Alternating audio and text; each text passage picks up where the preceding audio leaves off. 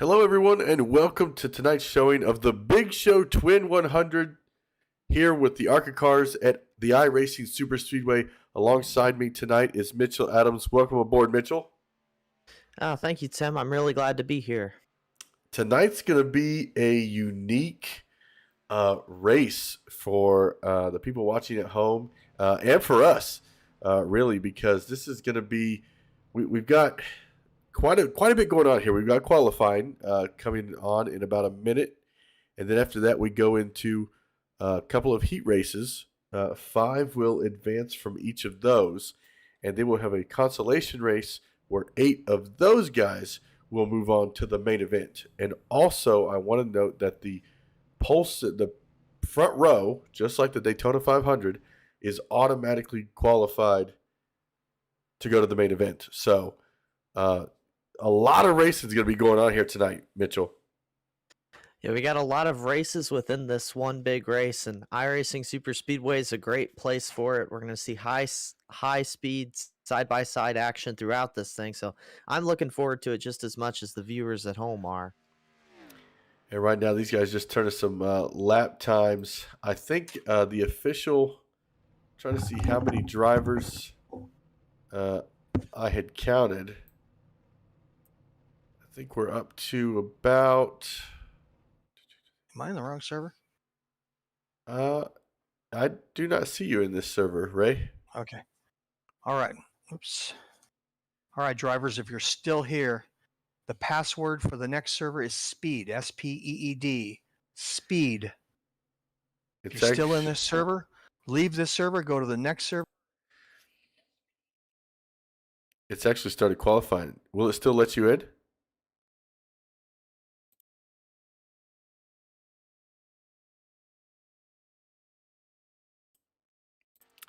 Right now, qualifying is getting underway here, Mitchell. What are you expecting to see here tonight with these ARCA cars? Well, here in qualifying, you're going to see all the times very close because you pretty much just run wide open throttle through around this whole track. As you can see, some cars starting to get onto track now. The 51 car, having some problems getting out of pit road. But Randy Miles. I thought he had it there for a second. He was kind of, it's funny. His car is Rowdy Energy, and he kind of was driving like Rowdy would, dirt tracking around the bottom of the track. He was pushing it around there for everything he had there on the inside. And here's somebody else looping it out of pit road. We're having some trouble here getting onto the track for qualifying. Am I getting on the? Do you guys see me coming into the? Do you guys see me coming into the server? I do not. What's happening here? And right now we're looking at Jonah Long in that number 7 Impala. Oh, I got to withdraw from this one. That's why. Withdraw. Shit, I was trying to join the wrong one.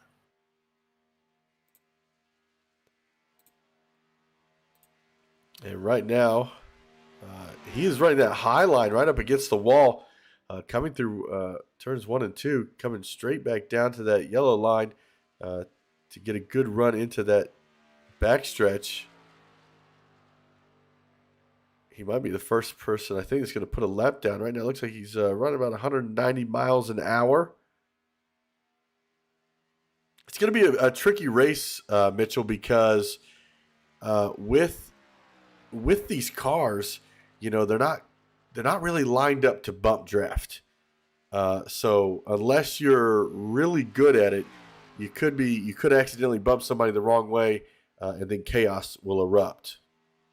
Yeah, these cars are kind of notorious on iRacing for being difficult to bump draft, and kind of just what you said, Tim. So, and usually drivers, when I run and watch races in these cars, they kind of just sit in a line and be patient and let the momentum take them forward. But in the heats here, they're only 9 laps. You don't really have too much time to be patient because only the top 5 go through. So I'm expecting to see some drivers probably going to try to make some bump drafts, but I think drivers may be more willing to make moves if they get to where they may have to check up to keep out of the car in front of them. So they're definitely some of the more challenging cars to race on as we're getting speeds up almost around 200 miles an hour here. So it's definitely going to be an exciting race to watch.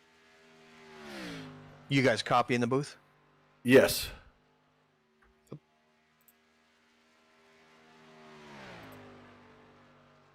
Qualifying times are going to be in the 55. Yeah, Jonah Long just ran a 55.84. Right now he's on the pole with Bryce right behind him in that number 8 Wendy's. He ran a 55.85, just 0.01 off of the leader or current pole setter. Then the number 14. A lot of old school looking cars here. I like that. Yeah, just for the record, at this track, this is our home track here at the Big Show. And today, if I set pole this afternoon, this will be my 115th pole at this track. Wow.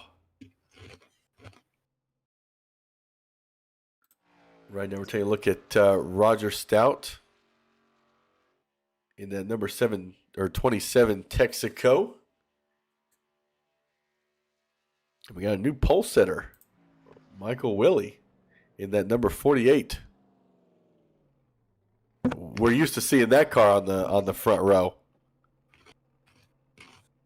Yeah, and the times up front all really close. The top excuse me, the top 5 or 6 cars all within about a tenth of each other. So qualifying times very close up front, and that 48 did get to the top of the charts by quite a bit, and activity kind of dying down on the track as most of the cars have qualified. Right now you're looking down the back stretch, waiting to get a look at who number this is. That's the number 90. Number 90 of Scott Potza there, headed through 3 and 4. I believe he is taking his second lap now, so we'll see what kind of speed he has when he crosses the start-finish line here. Is qualifying, kind of getting closer. Your goal is to get in the top 2, I think, like we mentioned. That lap, not going to get it done for him. He'll go to P10, so Scott's going to have to go to the qualifying heats to get into the main, but looks like it's about wrapping up the drivers we have on track then. Yeah. Right now we're looking at Bradley Stefani. Looks like he's coming through for his second lap right now, going across start finish line. Right now, P27. It's going to take him up to P25. Not going to be good enough to get in that top 2. Some really good lap times from that front row right now. And right now, looking at Greg Blazen in that number 23.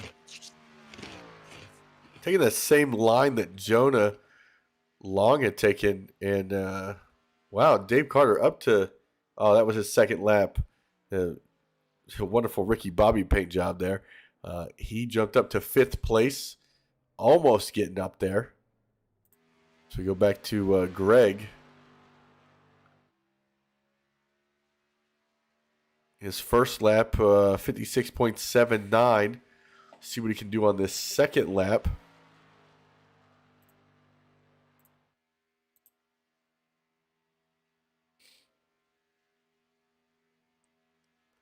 Again, want to thank everybody for joining us here on 10-4 Broadcasting for the Big Show Twin 100. Day 1, it's ARCA cars. Tomorrow they're going to be in the Gander trucks. That'll be exciting. Guarantee a lot of good racing here tonight as Greg comes across the start-finish line. See if he improves. Oh, not going to be enough. Up to 10th place, 55.91. It didn't quite get where he needed to be, but still good lap times. Got a lot of great lap times there, especially around 10th to 20th. Everyone's really close. So come the heats, we're going to have a lot of cars about equal on speed. So I can't wait to watch it because they're all going to want to really be aggressive with each other. And in equal speed, it's just going to come down to all the games in the draft. So this is the kind of racing we love to see here that we're getting set up for. All right, I'm taking to the track now, guys. And now Ray Garcia 00 on track. is going to run his qualifying time. Oh, I'm having internet issues. Now, I will say, Mitchell, that the last lap of each of these heats and the last lap of the main event, the apron is open. So that is going to open it up for racing all over the track. The question is who's going to be able to hold that down there and make it happen. That's going to be the hardest part. My FPS has gone to complete crap. Well, iRacing Super Speedway, known already for being a track where you can fit a lot of cars, almost 5 and 6 wide. So I think we'll get up to maybe 7 wide on that last lap. So definitely looking forward to seeing that. And definitely viewers want to stick around because it'll be great finishes to these heats. And we have quite a few of them here coming up shortly. And Jonah Long's grandmother is in the chat. I want to thank her for coming along. Yeah, Jonah Long, second place right now. He's on to the main event for him, on to the main event for Michael as well. Both of those guys posted some great lap times as qualifying does wind down here. Last car on track, Ray Garcia right now. If he's sure taking his first lap time, so there's still room to get up on top of the board in those first 2 positions. So we'll see what kind of speed he has here out on his first lap. Kind of keep him. What I'm looking for here is a 50.645 on my first lap. That's what I'm looking for on time. You say 50? 50 point. Looking for a 56.45. Oh, okay. I was like, whoa, that's really fast. Yeah, 56.45, and then I should come in the 55s. So coming up on the first lap, so let's see if it's where I need it to be.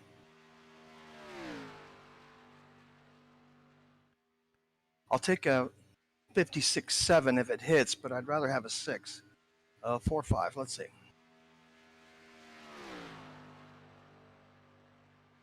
No, not on target. 56.9 is too high.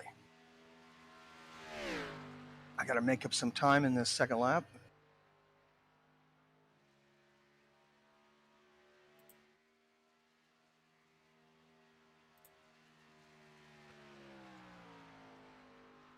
I love that paint job.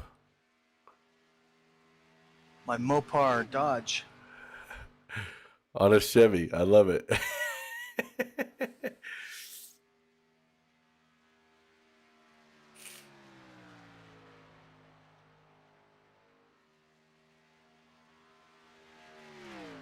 Here it comes. 5 seconds.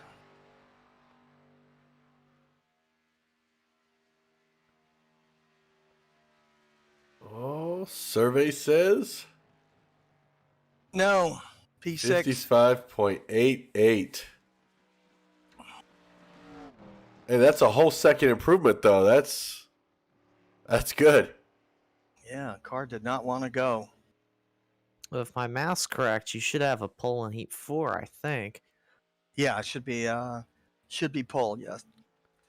At So I GB, will have to race my way in.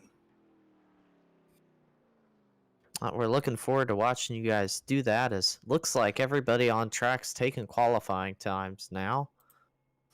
We got GBM Racer 55 in the chat saying P16 right now, but looking for improvements, and we'll be watching for you in the heats. And then Andrea Rutherford in the chat saying go number 88, Heath Rutherford. We'll have to keep an eye on Heath also here as we get set for more heat racing. Looking for a certain. Oh, there we go. I was hitting the wrong buttons. I'm sorry. Let's see if we can't get. Oh, I totally forgot to mention it in all the excitement for qualifying. I totally forgot to mention our qualifying sponsor. I want to thank Tropical Foods, Tropical Foods from Everyday to Gourmet. Michael Williamson, want to thank him for that. Make sure you check them out. I promise not to miss the rest as we get started here. Heat number 1. Looks like it's going to be the number 8 of Forseth, Garcia in the 00, Johnson in the number 2, Woodard in the 19, Williamson in the 905, Kelly in the 15, McNeil in the 49, and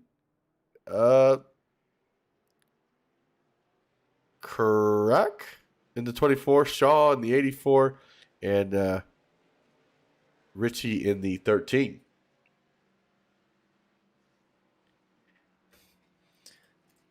Yep, got a good field here for this first heat. Getting ready to see our first of 4 heats here. Going to be 9 laps with the top 5 advancing through into the main heat. The drivers who don't make it in this heat number 1 are going to have to go into the Consolation Heat, which will be 13 laps. And nobody wants to do that. Yeah, you don't want to be in the Consolation Heat. Speaking from experience, and I've driven plenty of heat racing format, and it's no fun to go into there knowing you've got to get a certain spot or you have to go home. Yeah, and this is, this whole thing kind of reminds me of like the Gatorade duels in a sense for these guys. And also want to thank, wrong one, the Vigilante Racing League for jumping on board for the heat sessions. Make sure you check them out as well as we're getting ready to go racing here, Mitchell. And it's going to be 9 laps, top 5. Get in. I had to look at my notes because I almost messed up again. So you want to get in that top 5 as soon as possible.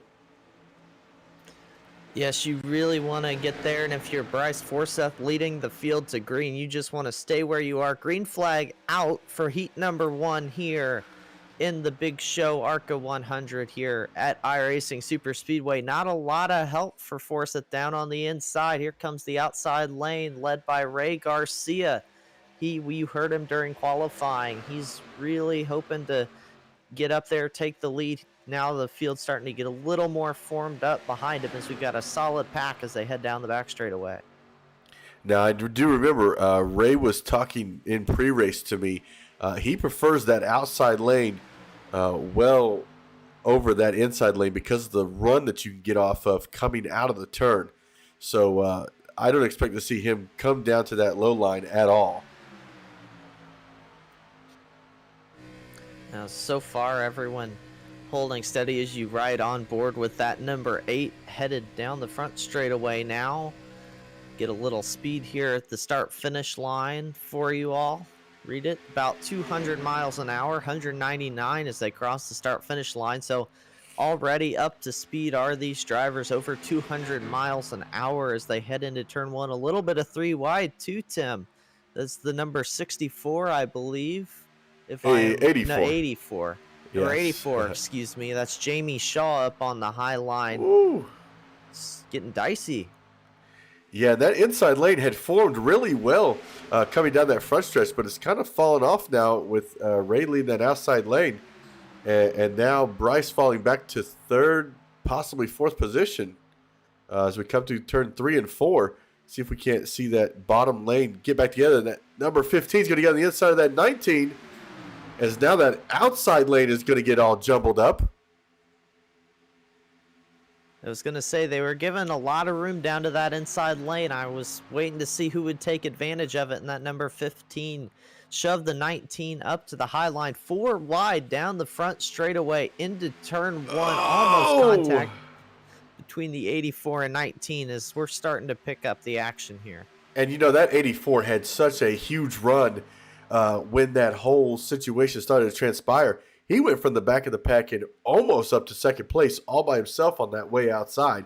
But then that almost contact with 19 probably shook him up a little bit, so he hit a lot off, and now he's fallen back to 8th place. Everybody stuck together here through 3 and 4, riding on board with that number 84 of Jamie Shaw down the front straightaway as you see him in the draft, running up on the leaders of that high line, Ray Garcia and David L. Kelly.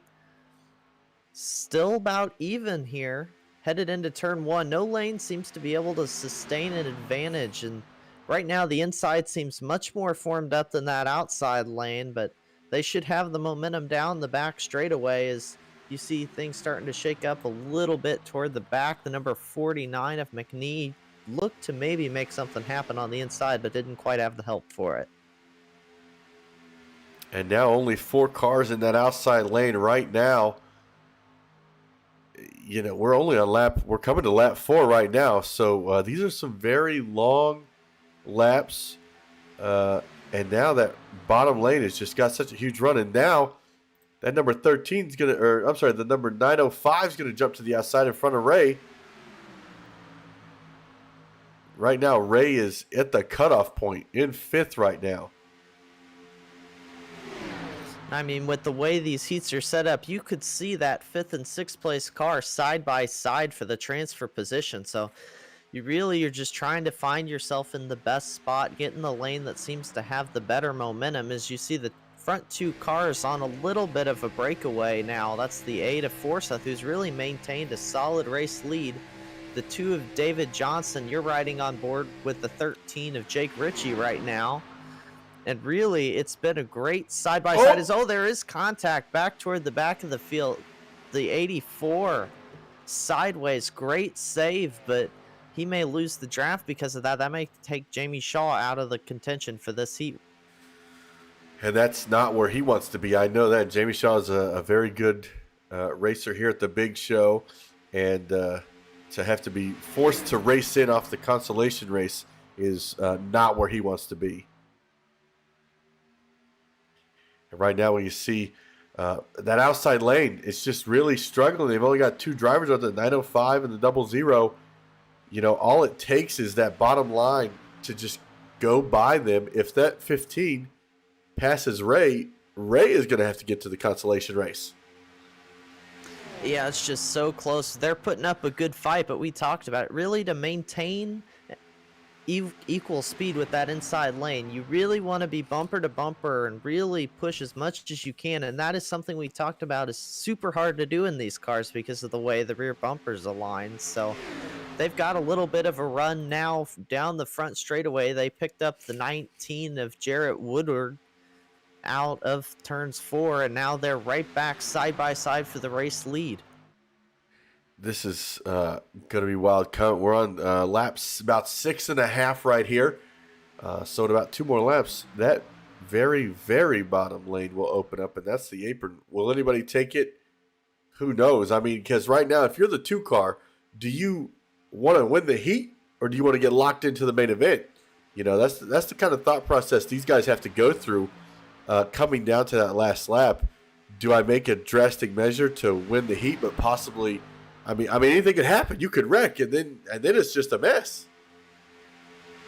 Yeah, and I mean, something you have to worry about if you go down there is not only if I go down there, will I have help, but am I going to be able to get back up onto the racing surface headed into turn 3? Because we saw it during qualifying. They were exiting pit road, and there were drivers spinning out. You can't maintain speed down there on the apron, so you're going to have to get back up by the time you enter turns 4, but 1 lap from now, we're going to get to see as we are on lap 8 of 9, and it is still the 8 car out front, but that outside lane has reformed up. 2 trains of cars lead us down the back straightaway as we're getting ready to take the white flag. And the 24 of Cody, I can't say his last name. I'm so sorry, Cody. Crackett? I hope that's it. Or Cratchit? I'm terrible. I'm so sorry, Cody. Can't decide which lane he wants to go with. That inside line or outside lane, it kind of looks like he's letting off a little bit to gain some extra speed heading into turn 1 and 2 as we have taken the white flag. And this is what we've been waiting on, and we've been seeing what these drivers are going to do. That apron is open. Is anyone going to go down there and take it? The 8 is going up to block the high line. I don't know if I would have went up to block because 4 wide. Oh, the 15 is now on the way inside. He's going to come into the 13. And they're Oh! indoors, more contact off into turn 3. It is the 00 and the 19. Hooked up bumper to bumper. The 2's on the inside with no help. Here comes the 24 of Cody Kerchak is my guess. Contact the 8. Side by side for the win. Ray Garcia, the 00, takes it by .02 over Jarrett Woodard. What a finish. And the 8 of Bryce Forsyth managed to keep that final transfer spot. I got really worried about him when he jumped up. David Johnson, your first driver not to make the cut, though, that was an exciting final lap. And David Johnson was there. That wreck on the front stretch is what took him out. Unfortunately, when it goes to the next set, we can't go back and take a look at what happened. But wow, what a finish for heat number 1. It was incredible racing. And just think, we've got 3 more of those to come, and then the Consolation Heat before we get into the big show, the main heat. So plenty of racing just like that left to come here on 10-4 racing or broadcasting. Yeah, this is now we're on to heat number 2. We've got Simon in the 020, Dustin in the number 14, Roger in the 27, Bill in the 20, Greg in the 085, Robert in the 17, Randy in the number 51, Ronald in the number 5, Bradley in the number 89, and Sylvian in the number 66. Man, I guarantee you the racing is just going to keep getting better and better. Just as we go, that pressure starts to build up, and these guys are going to get more and more aggressive. So just incredible first heat. That was fun. I was getting scared there, Ray. Well, the lead car went up to block the high line, but he left the 2-hole open, so I had to shoot down the middle of it. It was good driving. Whatever happened to behind me, I don't know. A lot. How did so now that you've got the race, the first heat under your belt, how did the car feel out there leading that top lane for most of the time? It felt good in the draft. As I was pushing the 905, it's real easy to spin them. So if you watch my bump drafting, I was being real gentle with him, give him the nudge, but we were just too close to the inside line, and that side draft was slowing us down. We were trying to go up one up. I wanted him to go up one more lane, but he wouldn't go up high enough. And if you stay too close on the side draft, it pulls you back. Gotcha. Yeah, this second heat getting ready to get underway too. iRacing pace car leading the field down the back straightaway, and we're going to get ready to do it all over again with a new field of drivers. Unfortunately, it looks like Ronald did not get his car started in that number 5. Looks like he may have had a connection issue.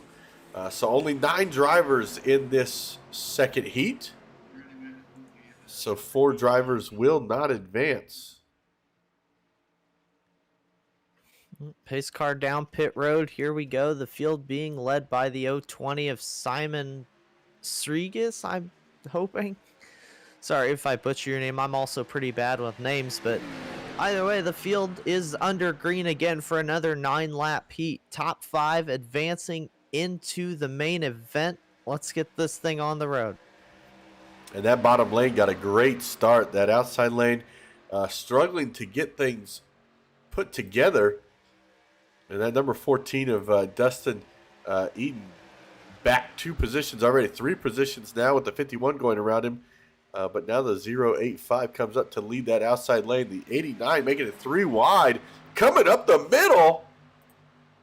Bradley just pushing his way straight to the lead. Look at the momentum that 89 had up the middle lane. He's now your race leader down on the inside as they fan out 3 wide through the turn. An incredible move. Just got patient, built up speed as they were 4 wide briefly down the front straightaway. We'll see who leads lap 1 as here comes the 14 up the inside. He's trying to do about the same thing. That's Dustin Eaton there in the 14 now leading that middle lane. We had 3 wide there for a brief second. The field settles back into 2 wide, but it's still the 020 out front. Wow, what an awesome first lap, because the 89 went from the back of the field to the front of the field to now, the 14 dropped below him and ended up passing him back, and now he's got to make his way back up to the field on that outside lane. About nose to nose down into turn 3. Both lanes about even out. 5 cars on the bottom, 4 up top. Will that help the inside lane out? It might, as there goes the 020 up into the high lane. Tried to block, gets stuck in the middle. Now the 14 on the outside, he's going to lead that lap as the field already switching up here down the front straightaway. Wow, and then the 14 and 020 go from the top to the bottom, and the 51's around. Great save by Randy Miles. That was net code. That's unfortunate. That's going to send him to the Consolation Race along with Donald. Donald is back out on the track, currently in 10th place, a lap down. We're watching it. That was net code. Yeah, unfortunately, he's got to kind of sit there and hope that something else happens up in this lead pack. But looking at them now, they're mostly single file except for the back 2 cars. So one incident, they've kind of settled it down, at least for the time being, coming to take lap 4 of 9 here in Heat 2. It is the 14 of Dustin Eaton leading the field. Now, here's an interesting proposition. If you're in the top 4, I won't say 5th, because 5th is going to be fighting for his life back there amongst the others. Do you just stay single file, or do you go for it? I think you've got to go for it if you're back there. I mean, why not? I mean, you're risking a lot, but I mean, hundredths and thousands of a seconds can make the difference here. So I think you got to push as much as you can, especially as we get fewer and fewer laps. And I think if we There's an accident on the back. Oh! Yeah, he missed the corner. He hit the apron, came up, took him out. One moment. There's a top 5 breakaway. Bottom car missed the corner. There's a cash prize. We're racing for cash, so I forgot to mention that to you. Oh, yeah. The pole sitter is going to win $10 in iRacing cash. The stage winners are going to win $20 in iRacing cash.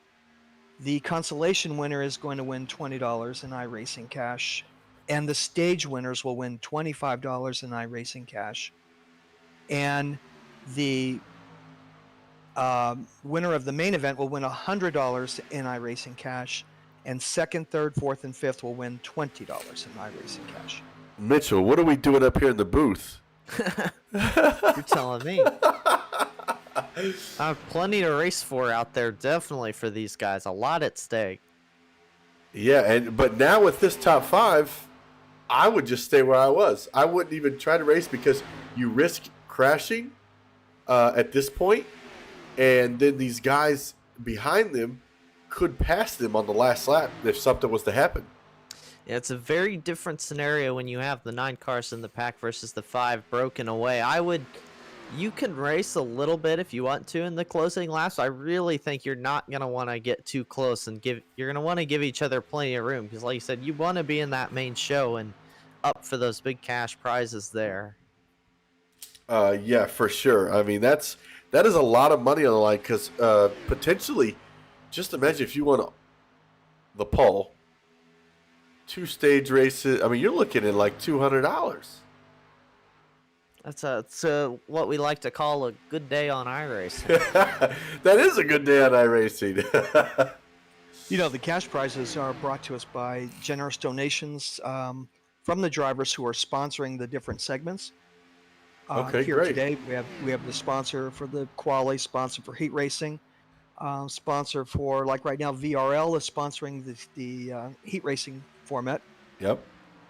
And then Consolation, we have Michael Willie sponsoring the Consolation. All these folks have donated money to build a cash prize for the race. It's totaling almost, I think it's $800 last count. Wow. And that is that over the 2 days? Over the 2 days, yes. Oh, that's fantastic.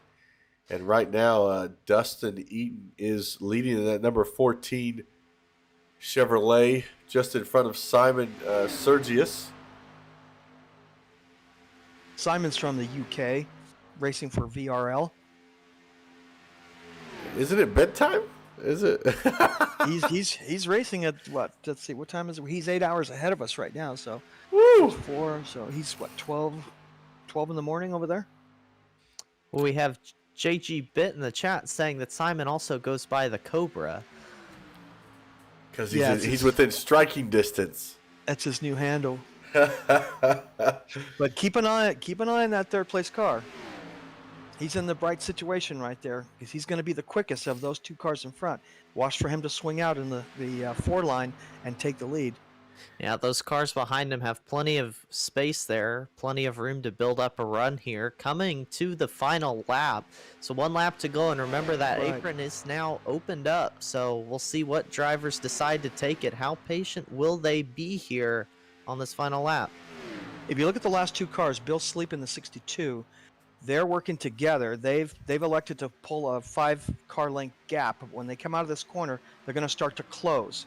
Here they go. They're going to start to close and build up on this back straightaway here. Yeah, I thought for a second that 020, the Cobra, I thought he was looking to go to the inside, decided not to.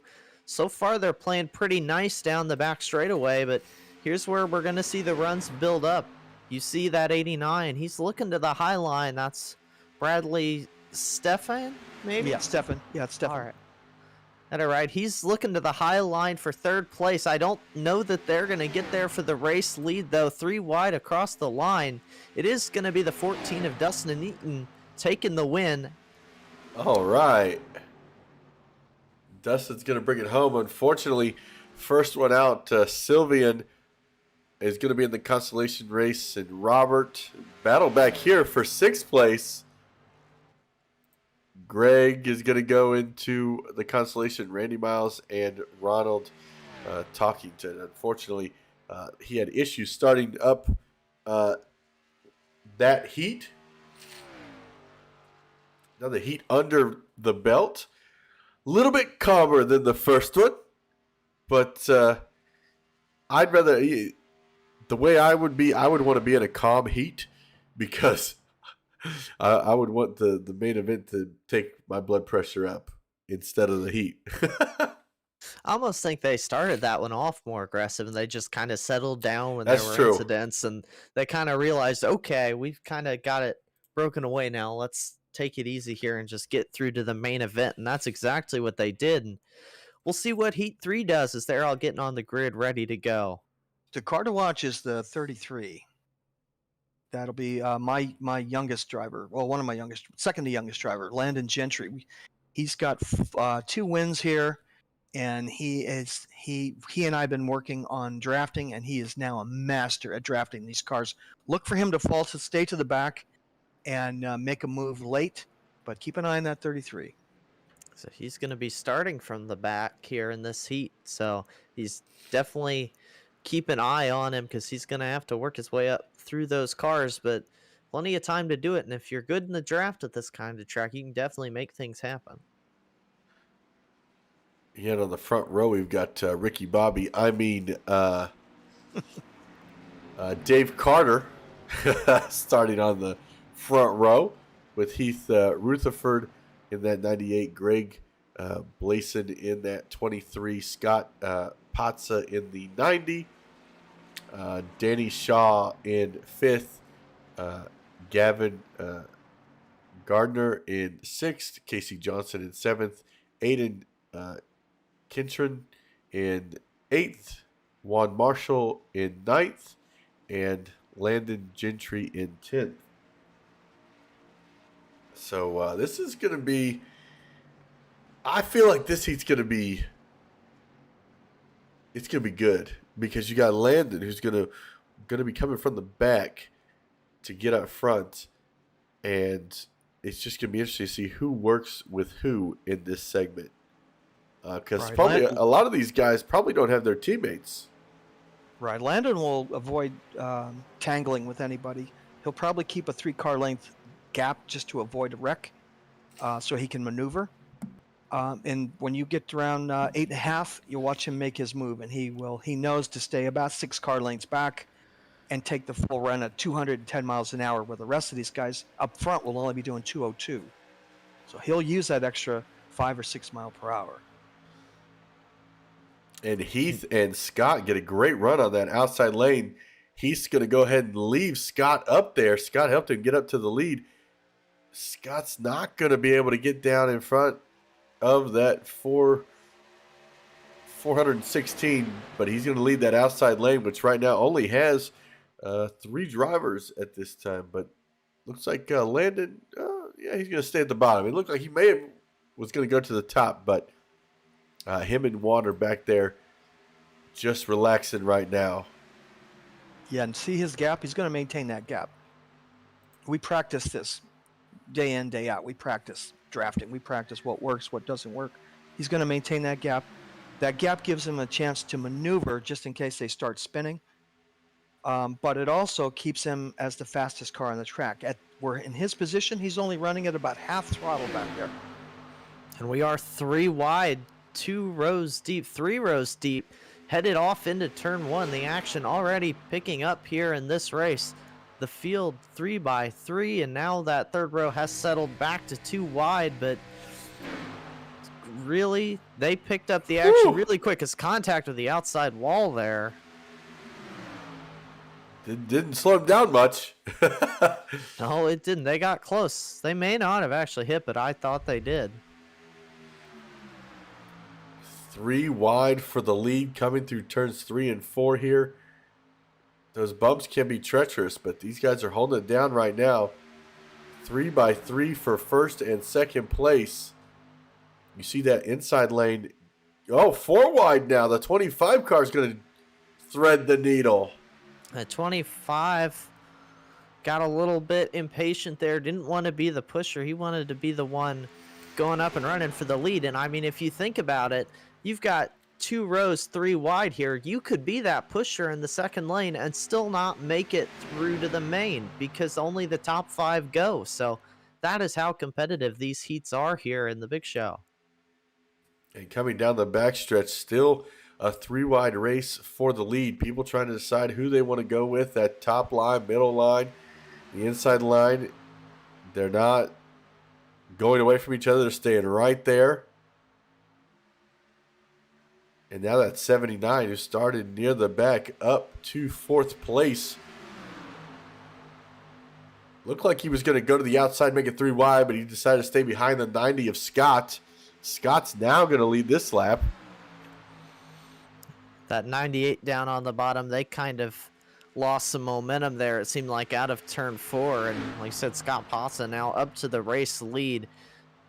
Back to 2 wide. We had someone on the outside looking to make it 3 again. I believe that was the 62 of Danny Shaw. But back 2 wide for now, but I don't expect it to last long with the way these guys have been racing here. I believe this was the first heat race where we saw 3 by 3 racing so far. And it looks like Heath has dropped all the way back to last place. He might have decided he wants to do what we were talking about here, that the 33 of Landon Gentry might be doing in the back, kind of laying back and waiting to build up a run toward the end. We're only lap 5 of 9, and we've already been 3 wide a lot, so there's still about halfway through this race left to go. So they've settled it down a little bit, but I mean, this isn't even the main event. This is just for a heat to get through to the main event. So just imagine the kind of racing we're going to be seeing later on here in this one. It's going to be Fantastic. As we are approaching lap 5 here in this heat, lap 5 of 9. And now that 16 is leading the outside lane. Aiden Kintron. Right behind him looks like it is, I can't read that number, Danny Shaw? Danny Shaw is up, second car up on the outside lane right Okay. now. He's That's what I was trying to figure out. Yeah, we got someone in the sucker hole there on the inside. Not a fun place to be all by yourself, but looks like they're going to settle it back down too wide. But field's almost single filed out again, so they're kind of all getting a little bit patient here. Lap 6 of 9. But when you're running single file like this, if you give that car in front of you a lot of room, like you see the 33 doing there in the back, that is a ton of momentum you can build up. You can get a huge run from that. So I expect to see drivers starting to maybe think about doing a little bit of that as we are fully single file. Well, almost. They decided not to once I said it. You're riding on board with Landon Gentry in the 33 for just a second there as we're hitting laps 7 and 9. And now drivers going to start thinking of when they want to make their move. That number 25 dives to the outside. That's Gavin Gardner. Currently in 4th place right now, side by side for 5th. With 3 laps left, they're kind of deciding they want to start racing a little bit more here. See the 25 outside lane with good momentum down the back straightaway. They're going to be up almost door to door. Going to be up door to door with the 2nd place car on the inside. So action's starting to pick up again here, coming to 2 to go. And this 25 has made his way up to side by side with 2nd place, bringing that outside lane together. Now it's like look like other drivers were deciding they want to go to the outside lane, but they've stayed single file on that inside lane. Good run for the 25 up top, got up to the race lead. So Gavin Gardner there, I believe it is. Yep, he's had the lead, but little surge from the inside there again, headed through turns 1. Puts the 90 of Scott Potza back up to the race lead. And next time we go through here, that inside lane is open. And with the way this heat's going, Tim, I do expect to see some drivers down there using that apron. Yes, I do too. And we're coming through turns 3 and 4, coming down to the white flag for this heat. Remember, only the top 5 are going on. Right now, that transfer spot held by the 16 of Aiden Centron. And I'm hoping how to pronounce your name, Aiden, but 1 lap to go. The apron's open, and we are 3 wide for the race lead. 25 finds himself again stuck in the inside, the middle, by himself. The 16 gonna lead that middle lane, but right now it's all Scott Potza down on the inside. We'll see. Not really much of an opportunity for some drivers to get down to that apron. They're all going 3 and 4 wide up top. There comes the 33 of Landon Gentry all the way up by the wall. 4 wide through the pack. 2 rows deep headed through turns 3 and 4, and it's going to be a drag race to the finish line. And that 33 is going to have so much momentum coming down the front stretch. Oh, no, we got drivers around. Huge wreck collects the 33. 90 gonna win the race. We'll see. Those are your 5 who made it through right there. Woo. I do believe. Scott Potza, Dave Carter, Greg Blason, Galvin Gardner, and Casey Johnson in that number 94 McDonald's car. Danny Shaw, the first one out. Unfortunately, the 33 out as well. Looked like the 79 of Juan was where things got hairy. Now, on to the consolation race. This is where things are going to start to get good. Drivers going to have to race their way into the main show. If you thought they were being aggressive before, just wait to see what drivers are going to do to stay in this race here. Yeah, this is the race. This is going to have everything on the line heading into the main event. Yeah, It's basically you transfer here, and what I'm seeing in iRacing is the top 13 cars is what it's showing me. I Yeah, it may looks like we not be have right. 15 cars. The top 8 are going to move on. All right. So if you're behind that cut line, you are done after this race. And if you make it above that cut line, you are on to the big show where we talked about you can win a lot of money and from the generous sponsors of this race. And so there's a lot to race for here in this one. 13 lap consolation heat. Yeah, and once again, we want to thank Vigilante Racing League for sponsoring these heat races. As we've got 13 laps to go before we move on to the main event. 100 laps tonight and a lot of money on the line. A total of, if you won all the stage races and you win the race, that's $200 right there for the winner. So, up at the booth, we've changed the rules here on the fly. We have Okay. switched to lap 8. We'll throw a yellow flag all the way up to lap 8 On the main event. on this consolation right Oh, now. on the 13 consolation race. Okay. It was scheduled for 8 to transfer, but because some guys quit, the computers adjusted everything, so it went from 4 heats to 3 heats. But now in the consi, 13 of these 15 will make it, so there'll be 2 eliminations. Woo! And we'll throw a yellow flag all the way up until lap 8 clicks off. Okay. Gotcha.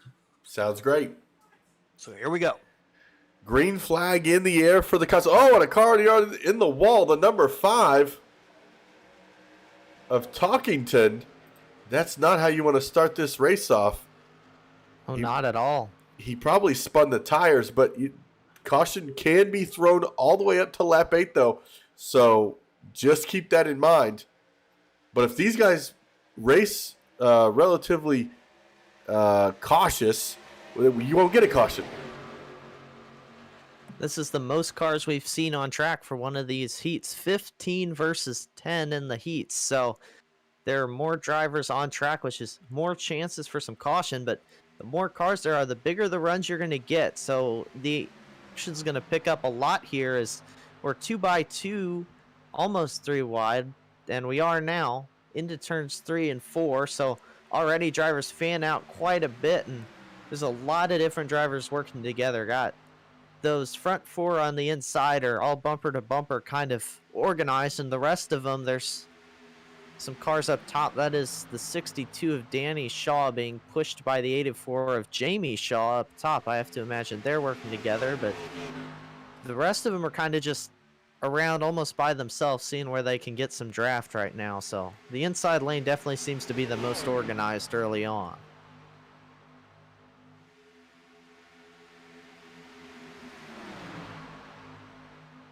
Yeah, now that 33 has come all the way up to the front, coming through the middle right there. So now that there's 13 drivers moving on, things are a little bit different here because you got to be really aggressive to make sure that you don't get caught in a wreck like the 33 did with that wreck that happened on the last lap of the previous heat.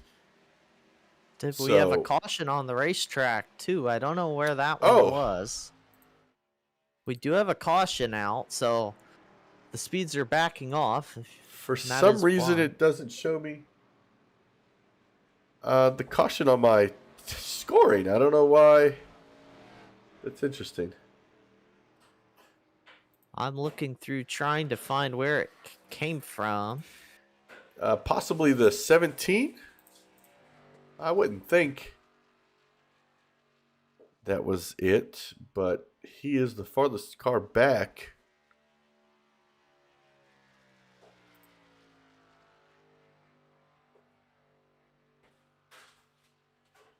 Taking a look and trying to find it for you all.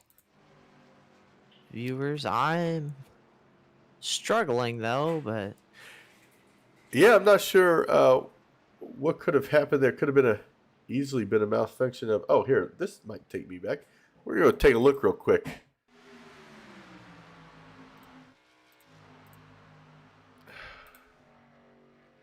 Nope. I went back to the yellow flag on my scoreboard, but there's nothing here. Oh, there's obviously something that the Big Show picked up that we didn't. Maybe a debris caution, you never know. But it does look like I see the 33 of Landon Gentry headed down pit road under this caution. Which is an interesting call because there is no damage on in this race. If I had to take a guess, he may just want to go down there to get himself further back in the pack because That's what it looks like. earlier in the race, we had Ray Garcia up here, and he was talking about how Landon prefers to be in the back, and driving down pit road is going to do exactly that for him. So I have to imagine that's the strategy for that driver, the 33 here. We are also lined up 2x2, getting ready to go green this lap, so action resuming pretty quickly here at iRacing Super Speedway and the Big Show ARCA 100. I want to thank all of our sponsors here tonight. I have quite a few for the...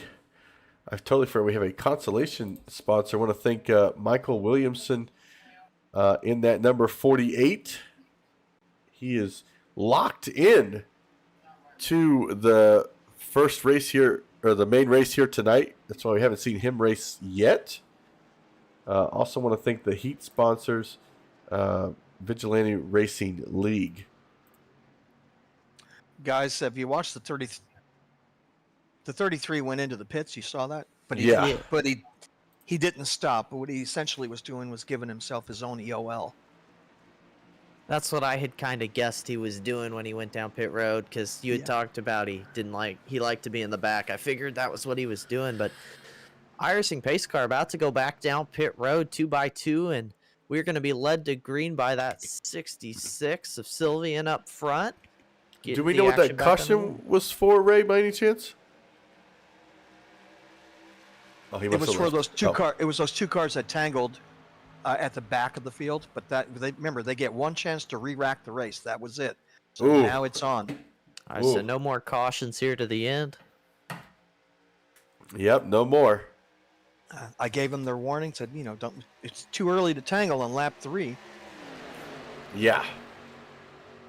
And now if something happens, that's it. That's it. Yeah. And remember, 2 are getting eliminated. So you want to be silly on lap 5, you could cost yourself your chance at the main event. Now keep an eye on that 5. He's one of our newer drivers, a little aggressive. Oh, wow. Look at him go. You see him shoot the hole? He just shot the hole all the way through. That's a 9-car pass. And that was the same thing that the 79 car or the 89 car did earlier tonight. Mm-hmm.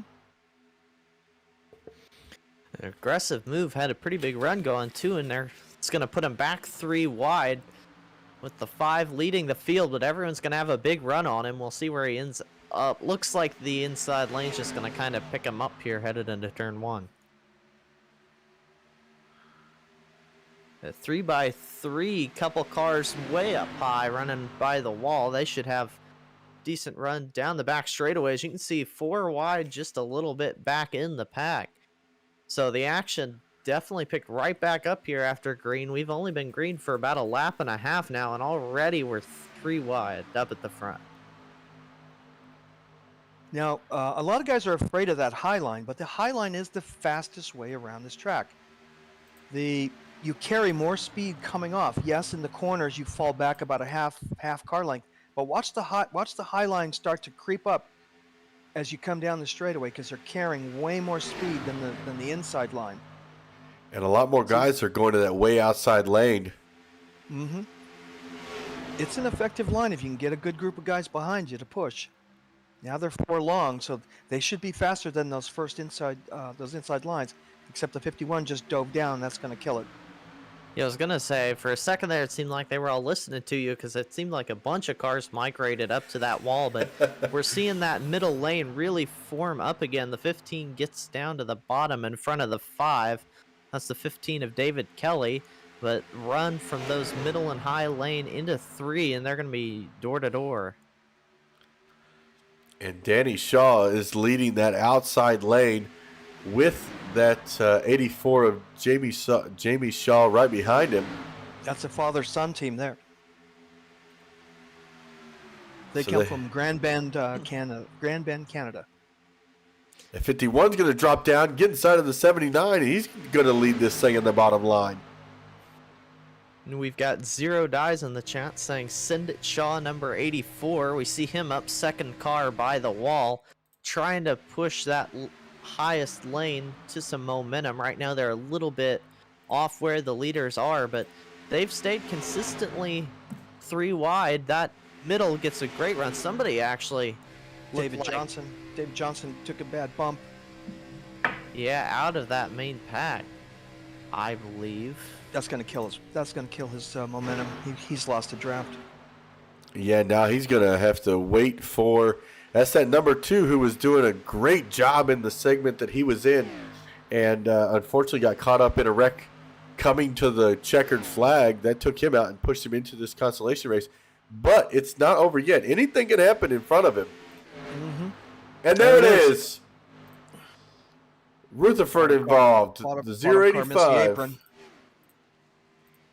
Aiden involved. So as of right now, David's right back in. We talked about it. He needed something to happen, and right on cue it did. And remember, you've only got to be the top 13 of these 15. So there are drivers back there involved in that wreck. They still have to race to get that transfer spot. Heath is the last one. He's on the bubble. Greg Dobson is out right now, out on the outside looking in, and Aiden is on the outside looking in. As we go back up front, anything can still happen. It's only lap 9. Yeah, and they're still solidly 2 wide all the way through this main pack. Riding on board with your race leader, the 79. 51 took a bad bump and went up, almost hit the wall. They did a great job catching it there in that Rowdy Energy machine. All the way back to the back of this pack. But, I mean, just it's all it takes is a bad bump. And, oh, there it is in front of the entire field. Keep racing. All these positions are still up for grabs. Get back on track and keep racing. Landon trying to get through this. He barely did. Ronald is your leader now. And now 4-car breakaway. Greg Dobson, Heath, they're catching these guys. 2 of my admins involved there. Sylvan in the 66. Looks like everybody got going pretty fast. Oh, 17 is going to get passed by Heath. It puts him on the bubble.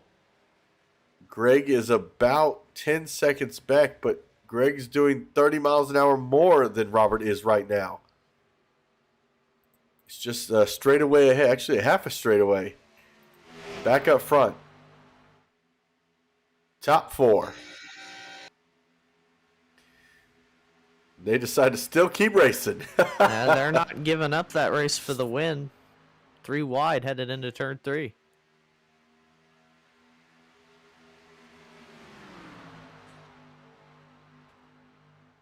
And we got a 4-car breakaway by about 5 seconds. Yeah, Greg's about 4 seconds back. We'll ride on board. We'll be able to see. Oh, wrong button. I keep hitting the wrong button. You see the car right in front of him that he's got to get to. They're doing about the same speed at this point. I'm sorry. This is Greg. I was on the wrong person.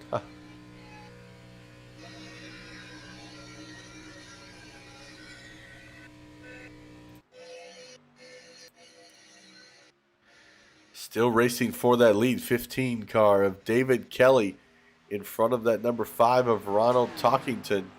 Ronald missed his heat race start, so he actually finished last in his heat race, so that's what kicked him into this race. But Ronald is showing here in this consolation race that he is a force to be reckoned with. Yes, and all these drivers up here aren't afraid to race at all. You see those front 2 almost bumper to bumper locked in. That 5, he wants to go from last in this heat because he missed the start all the way to winning the consolation. So racing for a lot. And remember, there is money on the line here, isn't there, for consolation winner? Correct. That's $20 at stake here. Watch that high line. 5's going to go up to try and block it. Looks like he's going to get it done. The 5 of Ronald Talkington up to the race lead. We'll see he goes back down in front of the 15 of David Kelly. A lot of separation right now in between him and the rest of the pack. And it is the white flag. Oh, 3 wide. Coming to the line. And the 15's going to win it. David Kelly. Nice. The inside by 39 one-thousandths of a second. David Kelly, Ronald Talkington, Jamie Shaw, Danny Shaw. So the 2 that are out, Greg Dobson and Aiden McNee. It's unfortunate for both of those guys. Yeah, because one of them's my admin. Great race here at the Consolation Race as we finally prepare for the main event. It is go time here. Getting ready for the 100 lap main event race here with the big money on stake now. I think I'm going to go jump in my car real quick and race. You're telling me. Yo, it'd be a nice payday if you can walk away with any money here tonight.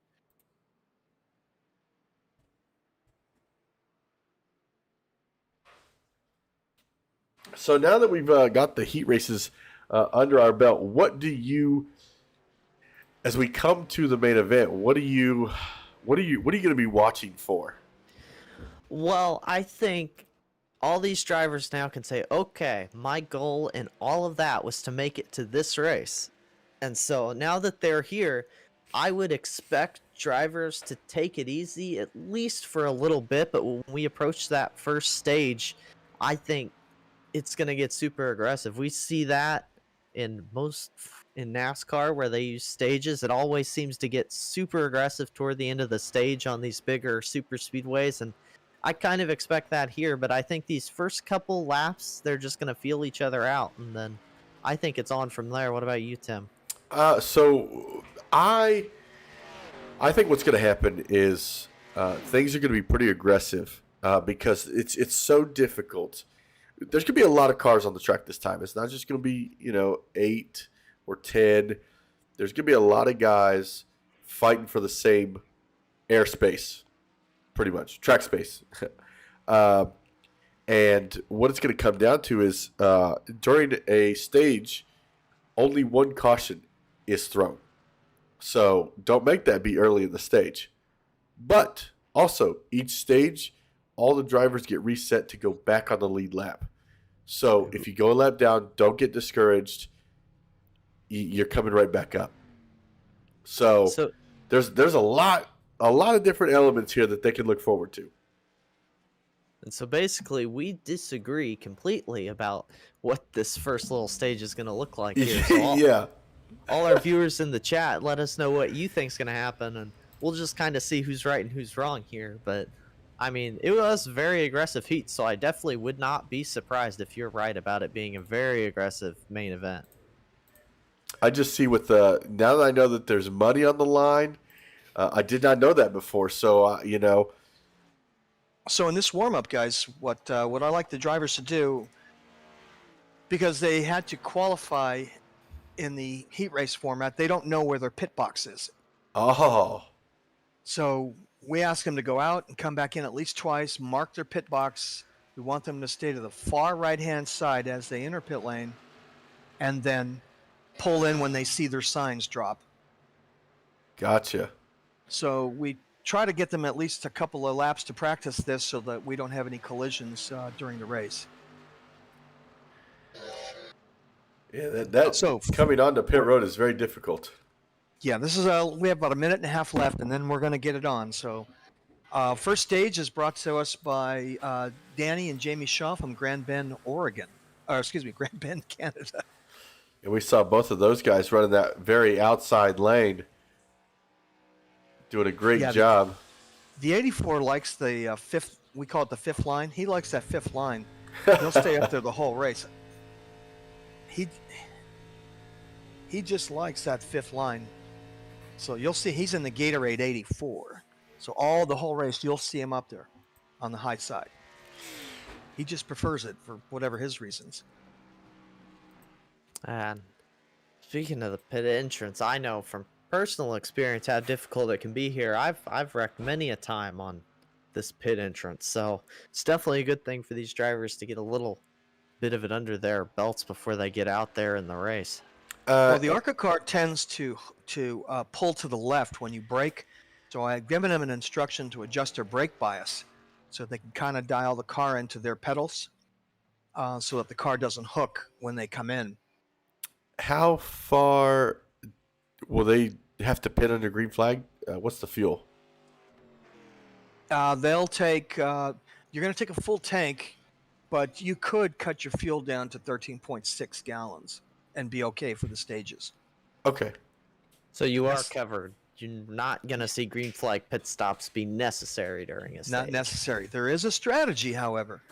You can, if there's a yellow flag, you may want to surrender position on track, come in, top off, and go. But at the stage break, you can short pit because you already took fuel, and you can get out faster than those that didn't pit and make up that track position. So you'll Yeah. see a lot of that strategy playing out. All right, drivers, here we go. Here we go, drivers. 100 laps, 4 stages. You made it this far. Congratulations. Let's drive safe and have a great race. Up in the booth, we'll talk to you guys. Yep, we will. Good All luck, right, Ray. I'll talk. Pull me down if you need it. And wow, this is going to be 30 drivers here tonight in the main event.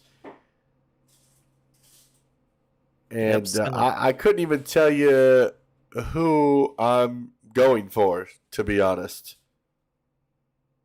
I mean, everybody's coming into this main event with a shot here because, I mean, you got 30 cars. We can stick all of them row by row, and we can get 4 or 5 cars wide. It's going to be awesome race to watch. Pole sitter, Michael Willie, in that 48 will be starting the front row along Jonah Long. I think out of anybody, these two have the best starting position. I don't think I'd want to start anywhere else. Yeah, they're the only two who haven't taken to the track in one of those heats of the Consolation Race because they qualified first and second in the overall qualifying, and that's got them here on the front row in this main event. So congratulations to both of them. And now for them, it's really going to get to go time, and they get to do what they've been watching these drivers do. Now, here's a quick question for you because this is my thought process when I think of, they've not run any laps here in this race yet. It's kind of like NFL teams when they get into the playoffs and get a bye week and they kind of just blow it because they had no practice. Do you feel that's the same kind of scenario here? I think that this we track... got a wreck. Oh. That's not good at all. I'm not sure what happened there. Yeah, some incidents under pacing. Definitely not how a lot of these drivers are going to want to have started this race off, but... They're looking at a replay right now. Oh, he just spun it. He might have tried to shift or something, and the car didn't like it, put the clutch in wrong. And it's kind of an unusual spin. That's the 94, but up front, the iRacing pace car is down pit road. It looks like we are going to take the green flag here. Field in the hands of Michael Wiley. The 7 of Jonah Long gets down to the inside early. They're going to get bumper to bumper to start this thing off, but our main event is underway. And, the admins, they probably thought, there are stages, so everybody who was involved in that situation under caution, they're going to have plenty of time to get back up here. Yeah. I mean, 100 laps, the field resets. If you do end up going a lap down, you're going to get right back on the lead lap. So, you may be out of it for the first stage, but you're right. You do have plenty other chances to get up here and battle for the race lead. 4 wide here, a little bit back in the field for about third position or fifth position as they come through turns 3 and 4. You see the 33 up there of Landon. It's definitely probably not where he wants to be. He probably wants to be more behind people instead of in the middle of this pack. Right now sitting in 14th position on that outside lane with Shaw right behind him. Yeah, solidly 2 and 3 wide throughout the field, so they hadn't wasted any time. Especially here, you see the 33 of Landon. He's up there working the high line, got the 84. We'll see how long it takes some of these drivers to work their way up, and we'll see how long people want to take, because I think Landon in that 33 is going to be a good reference, because he likes to stay at the back, we've been told. So we'll see when he starts to make his moves toward the front, but right now, running up on the wall, he's kind of just letting the car do what it wants to do, it feels like. Ooh. Looks like Close. he wants to come down into that other line. Left Shaw up there by himself. Slipped in front of that 27 of Roger Stout. As now he's going to make it 3 wide with the 15. Oh, 15's going to drop down in front of him. So it looked like 33 was going to make a couple more moves, but decided against it. At the 14 and 89 up front, drafting together. They got a surge of momentum. The front 2 rows up on front 2 cars on the inside and the middle there had kind of broken away, it seemed like, from the third car in line behind him, but that inside starting to catch back up. So 2 wide through about the entire field. You see 3 wide there with the 33 up top. Actually got quite a bit of momentum there on his own. Going to get around a couple cars and slot back in. So that 33 of... That's the way to do it. He's making quite a bit of time there. Doesn't really have much help from too many people. Just kind of slicing through the draft on his own. He's definitely making it work so far. And right now, he's the biggest mover up the race of the race. Up 17 positions right now since the drop of the green flag. He's going to take that number 8 on the way outside. But then he just slips right back in. He's doing a great job with this, using the draft to get around people and then just slipping in right behind them to gain that position.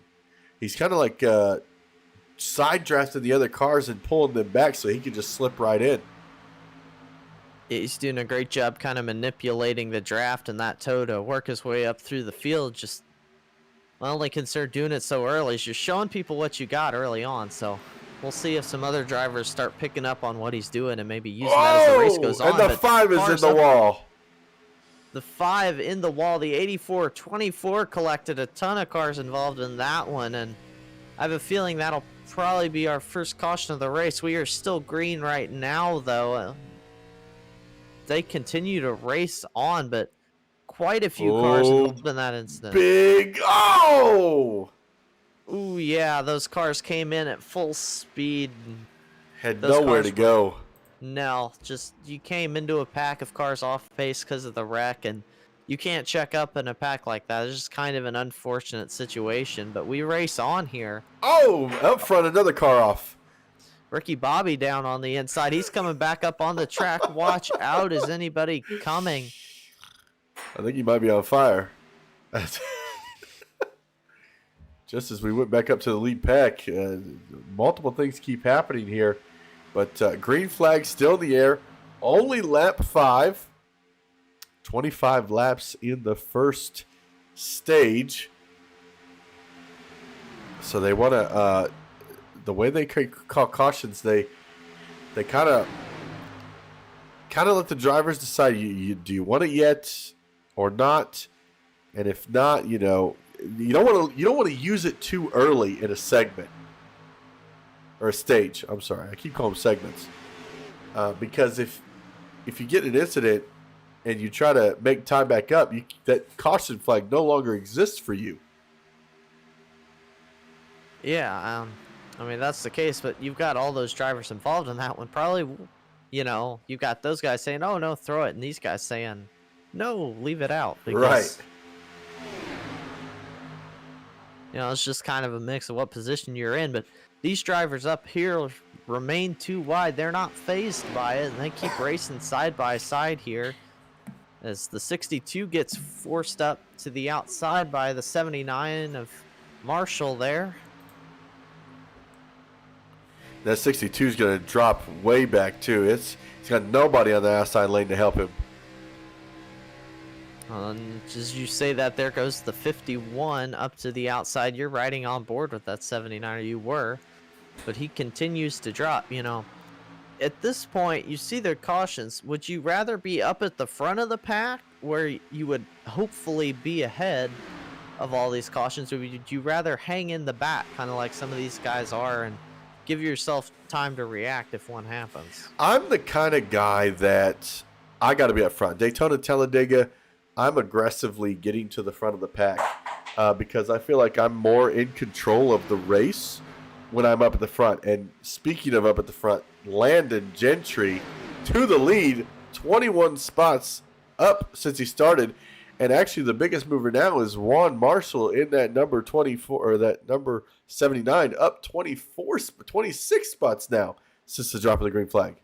We do have another caution on the racetrack. I'm seeing, I think. Yes. Yeah, so incident somewhere brings out the caution.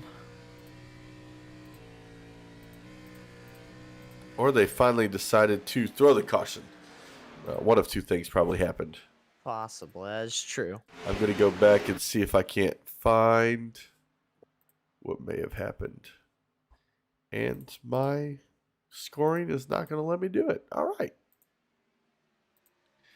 Just kidding. We're going to go back live. So Landon Gentry, your current leader after 8 laps. Yep. I mean, he kind of threw that stay at the back strategy out because he worked his way up there pretty quick, and he's been able to stay up toward the front of the pack and finds himself in the lead here on lap 9 for our first caution. I'm going to bring in our biggest mover of the race, Juan Marshall, in that number 79. Hey, Juan, it's Tim and Mitchell in the booth. You got a copy? Yes, sir, I do. Hey, man, so you are the biggest mover of the race so far right now in this first stage, up 26 spots since the drop of the green flag. Take me through your, maybe not your strategy. I don't want to throw you under the bus, but take me through how you got to this spot right now after only 9 laps. So, just started at the back trying to watch how everybody else is reacting, picking when to move, when not to, and so far so good. Got pretty lucky. Landon took the push pretty well and got on the outside. We just had clear sailing. It was real more luck than anything. Well, you're doing a great job so far, showing what you can do out here. And even in your heat race, there's some great racing out there. Anybody you want to give a shout out to while you're in the booth? I'd like to give a big thank you to the Big Show and then Monkey Wrench Motorsports, as well as everybody in the New England area dealing with the storm right now. And what's up to all my fellow Thunder Road racers? Awesome. Well, good luck, Juan, and we'll hopefully get to talk to you after the race. Thank you, sir. Okay, boys, that yellow flag was the comp caution I talked about. For that minor act, we had 2 guys involved at the back. We had something happened on the start at the back. I didn't see it, but something happened at the back. Yeah, there was somebody spun their tires on the pace lap and collected some guys. Oh, okay. So we're gathered up. We stay green to 25 now. All right. Looks like the pace car lights are off. I think we're going green this time. Okay. Going green this time. Now it's an all-out racing for the cold hard cash. Landon's sitting in a good spot. The 79 sitting in a good spot. The 48, the 89, the 00. All these drivers we've seen up front in their heat races as well. The 90 of Scott Patza, the 25 of Gavin. Even got Simon Surgis here in the 020. All these guys have a chance at this cash here in this first stage. Yeah, and really with the way these races work, just about anybody has a chance at it too. So don't count out some drivers coming from the back, as we are already 3 wide before we even hit the start finish line. The 89 of Bradley Steffen making his way up to the outside lane, making the move on that number 79 car there. So we're going to head 3 wide into the turn, getting really close. I think the 79 may have had to check up a little bit to let that number 89 in. I think it got really tight between those two, but up front, it is smooth sailing for Landon Gentry in that inside lane. Yeah, now that outside lane looks like it's finally getting put together right now. Being led by that 89 car, followed by the 79 of Juan, who we talked to during that caution lap. I thought the 89 was going to leave him there for a second. It looked like it. There was a little hole there on the inside of the 89 all the way up to the wall now, but he is leading that outside lane. A good charge there from the outside lane. Gonna actually maybe take the lead. Yes, by 1/1000th of a second. Bradley Steffen's gonna lead the race as the field's approaching a little lap traffic here on the outside lane. No more cautions in stage 1, so you're gonna have to be stuck with being a lap down until the end of the stage, but they will wave those cars back around.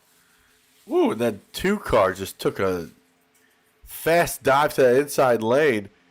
Thought he was going to go across somebody's nose, but he was just getting down there to get in that hole as we were side by side. Little gap between the second and third car in that bottom line, but here comes Ray Garcia pushing back on that inside lane. Going to give them a good push once he gets up there. That 89 is really trying to get that side draft. Yeah, he'd have a great run, especially if there's a hole for him to go to, but right now that middle lane is keeping the inside lane pinched as that 89 starting to fall through the field. We are 4 wide headed into turn 1. That got tight between the 5 and the 89, but they keep it together and everyone keeps on going straight for now. 3 wide through a lot of the pack. But So there's some lap traffic. Oh, the 84 collects quite a few cars down that inside lane.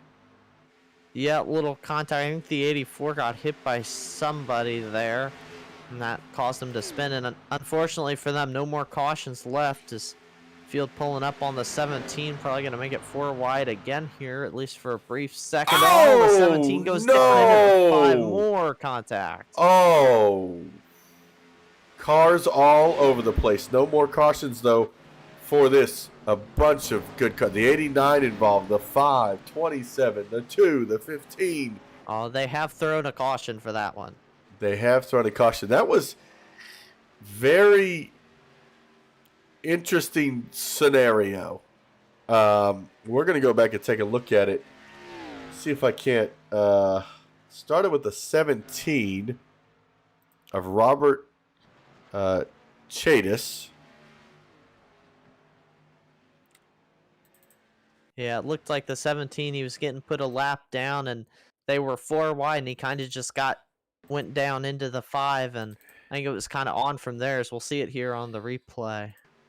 We'll do a slow-mo, get a better angle of it if possible. He's on that way outside line. He's out of the way, but it looks like he hits that bump at the top and then comes down and touches the 5, and then just chaos erupts from there. That's about 8th place back involved in this one. You've got the 62, the 49, the 5, the 905, the 23. The 8 goes for a ride. Ooh, look at that. That Dr. Pepper is shaking. Don't open that one anytime soon. That car just exploded off the barrels. And you just see, I mean, there's probably at least 15 or more cars involved in this one. Yes, that took out definitely a majority of the field, which is probably why they elected to throw the yellow flag for this one. We're going to ride on board with Bryce in that number 8. If you got a weak stomach, I hope you got a trash can close. And the camera's out. That was Went for a unbelievable. ride. But Juan is your leader. Landon right behind him. Looks like these guys are trying to see if they're going to opt. They're playing. 33 is going to opt in. He's coming down pit road.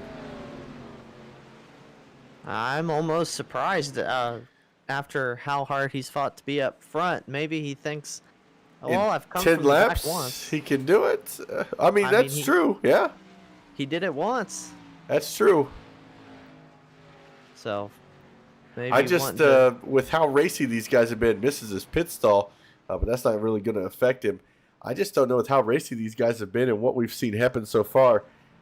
I think I'd rather be at the front.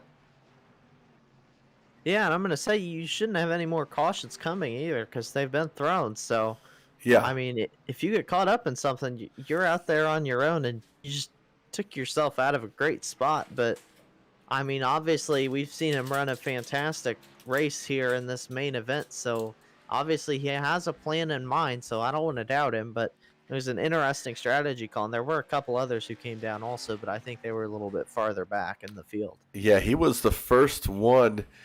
And before that, I believe Heath Rutherford had come in, but he was involved in that mess. And I think, that was a rare circumstance that a caution was going to get thrown because technically they only do one per stage. But it was a rare technicality where a lapped car caused chaos. So it's unfortunate. These guys just got to rack it back up, get back out there, and the pace car lights are off. Yep, we're getting ready to go back to green. They're all kind of spread out a little bit coming toward this caution. We'll see who gets the good start. It is the 79 leading the field with the 90 up top in that outside lane. As you can see, the field driving by, the iRacing pace car headed down, makes that sharp turn into pit road, and we're re-racked and getting ready to go back green once again. I swear, every time that pace car driver makes that turn, I think he's going to break his neck. Now, there was a little bit of some interesting stuff headed down at the back of the pack, too. Again, I think someone else got into the wall. Yeah, it looked like Landon already making some big moves here. I saw him slicing and dicing back there, getting around people. So, like you said, he's got a plan. He's looking to go up the middle. Didn't have, close with the 27. But he has the help now. He was looking up there, but already up through quite a few cars here. See some little smoke down on the back of around turn 2. I don't know that anyone got off. I didn't notice, but I didn't either. yeah, up front they are 3 wide, back 2 wide now. Actually headed out of turns 4. We are 2 and 3 wide through the pack. Great run from the 90 up front. He is maybe gonna go surge up to the race lead here, headed off into turn 1, riding on board with him. That is Scott Potsa there. Jumps down to cover the inside lane. Got a great push from that 020 of Simon. And don't look behind you. I see the 33 coming up through the middle, all the way up to 11th. He's making really quick work. Someone got up into the wall through turns 1 and 2. I don't know who that was exactly. Is the Wendy's machine there? Got a little piece of it down the back straight away, but we are 3 wide. Oh, and now my game is freaking out because there was a big mess. Oh, more cars spinning. We shouldn't have a caution. Oh, the 7 goes for a ride. And up front, back up front, Scott Potsa still your leader. I'm not sure. I don't see the 33 anymore. He is slow down on the apron. He, I believe, got a piece of that one. He is just coming out of 4, actually, so definitely something wrong with that 33. I think got caught up in that one. So that was a hard. I'm not sure. I did not see who that car was that shot straight to that outside wall. Looked like he had got turned a little bit. Might have been David Johnson, possibly.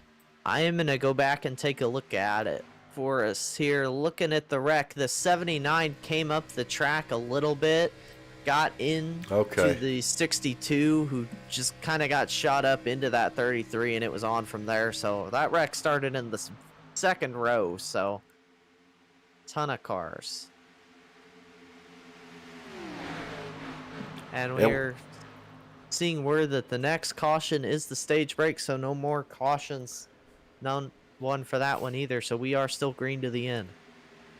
And that right there is why I didn't feel too comfortable with his decision to come down pit road. I mean, he had worked his way up into the top 10. I mean, if he had just been another row forward, he would have been through it, but you have to wonder. Ooh, more contact cars going around is, geez, I think the 15? Of David Kelly. Yeah, David Kelly just got turned around in the middle of the field. Looks like a lot of drivers got through it, though, and the 5 of Ronald Talkington leading that lap, but he's got a train of cars on the inside lane, jumps down, almost contact with the 90. That inside just had too much momentum for him to jump in, and luckily he thought better of it and is going to get picked up by the outside lane, but all as I say that, he's put into the sucker hole in the middle. It's Ricky Bobby making his way up, trying to get to the lead up there on the high line. And now we have quite a break between different packs of drivers. This front pack is 12 drivers. Then a pack of 2 with the 8 and the 62, and then a pack of about 5 after that. Back here, well, 4. These guys back in 16th position. Michael Williamson in that 905 as we come to the closing laps of this stage 1. Yep, we're getting down toward the end. I believe 4 laps to go if my math is right here on the spot, and mostly single file up toward the front. You get a little farther back here in the lead pack. They're too wide, but it is the 48 of Michael Wiley solidly out front. He's being pushed by the 020 of Simon. Scott Potza behind them. The 79, the 5. We've seen all those top 5 drivers. I feel like, have been consistently up here. And then we have names maybe we haven't talked about as much in this main event race behind them. But I feel like the top 5 have really been here for quite a while. Yeah, we go back to 7th place. Jarrett Woodard. Oh, and another wreck up front. 66 around. And not really collecting anyone else in that one is the 66. He is going to be off the pace, though, but pit road is closed now. We're getting word from the race admins, so 3 laps to go here. No more short pitting, which is the strategy we talked about before the race. So whoever's out is out for the remainder of this heat, and they're racing for, is it $25 here for stage 1? Yes. $25 right here, baby. That 2 car is a lap down, so he is not for position with anybody. Yeah, I've raced really hard for a lot less money here on iRacing. $25, a great payday. Me too. There goes the 90, jumping up to the middle lane. Good run from the 5 of Ronald Talkington up. They're going to be 3 wide door-to-door headed down into turn 1. Which lane is going to prevail? Outside lane, only 2 cars. The other 2 have 3. That'll probably help those other lanes. Is the 48 of Michael Wiley nudges out front a little bit. And remember, last lap of the stage is the next lap, and I do believe the inside lane, or that apron, excuse me, will open up. I think happens in the stage also, or main event also. Oh, the 5's around. The 5 of Talkington, who had such a strong run here in this main event around, but we stay green, coming to 1 lap to go. It is the 48 of Michael Wiley leading the field. There comes the 020. He is going down almost onto the apron now, but he doesn't have help, and they're fan out 4 wide into the turn 1. And now they've got lap traffic right in front of them of Landon. He's going to try to get out of the way. The 79 pushes up. Stage caution, I think, is out. Stage Oh, caution is out. I think they threw it at 25, not at the end of 25, which is what I had. oh, that's right. Yep, my bad.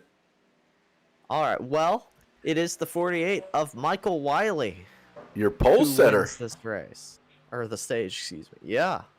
So I think he got 10 for the pole, 25 for this. He's already up to $35. That's already bested my biggest payday in the 5 years I've been on iRacing, so not a bad way to start this one off here.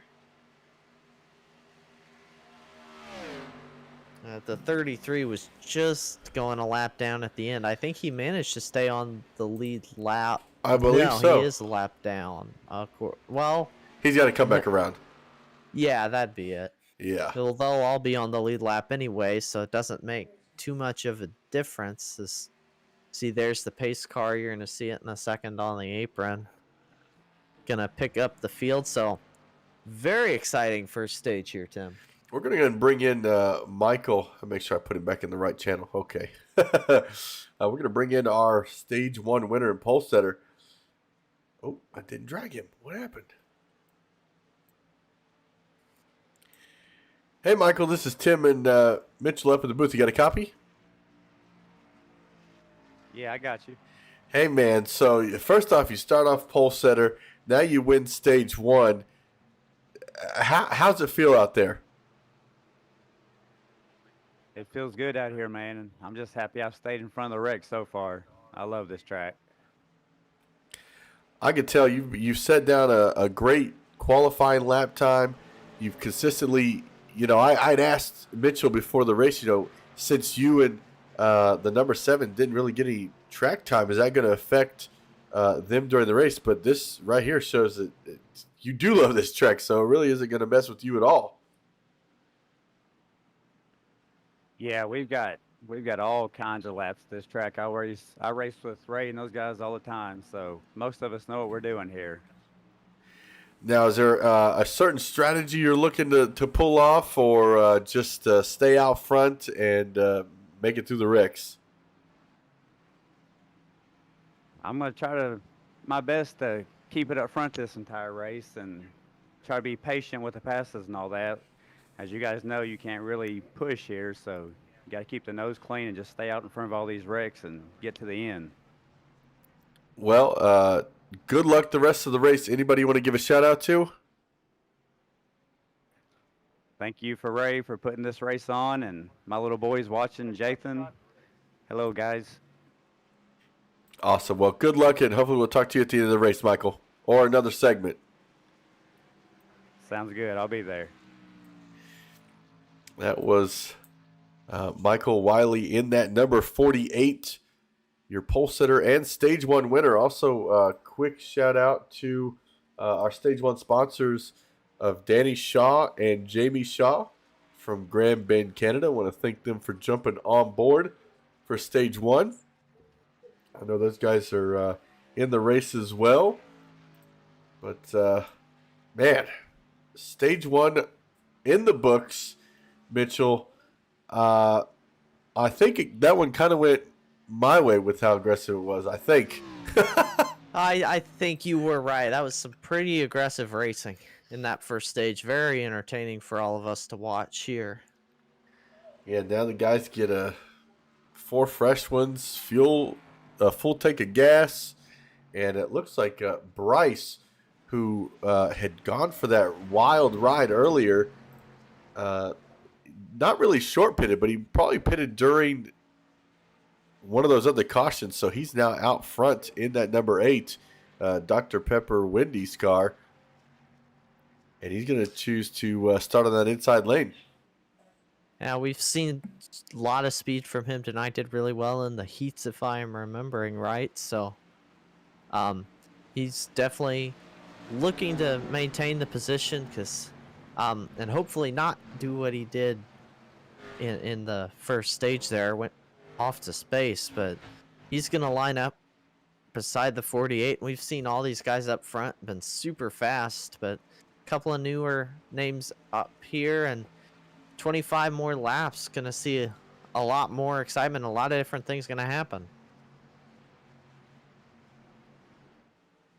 Yeah, now the number 7 is back up here. He was involved in an early wreck in that stage, and that unfortunately took him out. So both guys that qualified up front doing well here tonight so far.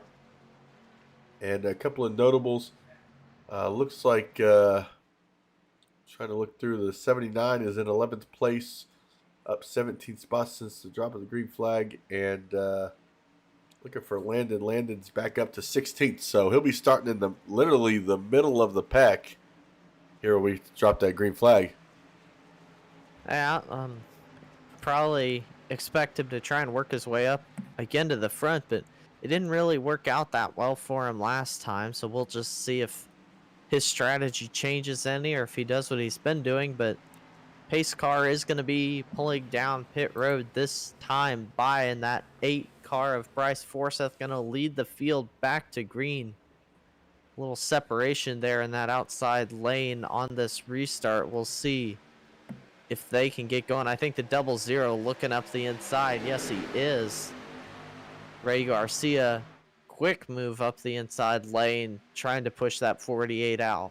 All these guys probably like, okay, you've won your money, now let's give us a chance at it. Right, and it almost looked like he kind of got a slow start there at a sense. And look at the 33, like we said, already making moves.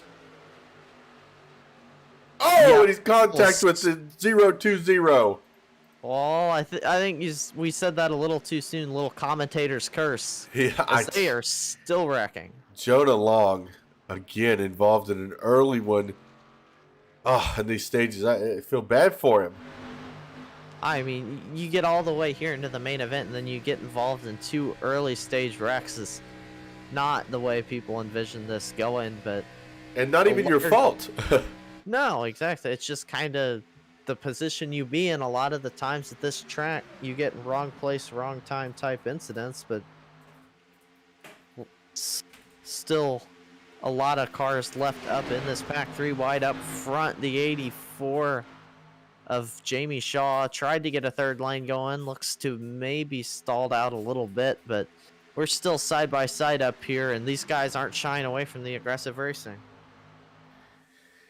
And it looks like quite a few guys there a little bit. Whoa, the number 2. What a move to the outside lane. He's looking to get up here. He's had his fair share of incidents tonight. I think he says, okay, I ran great in my heat and then got caught up in an incident late, and I think he got in one in the Consolation too. So I mean, he's ready to get back up front, but the middle lane really packed in tightly. Yeah, the 25 just dipped below the 00, made Ray go to the very outside lane in front of Jamie Shaw. But, ooh, that bump is just so treacherous sometimes with these cars, the way they hit it and push up. Yeah, you can see the cars, how they move around when they go over those bumps, and on the exits you see them kind of shake around a little bit and go to the left. It's definitely, these drivers have their hands full, well up over 200 miles an hour. So, I hear more wrecking somewhere. Oh, there it I is. see.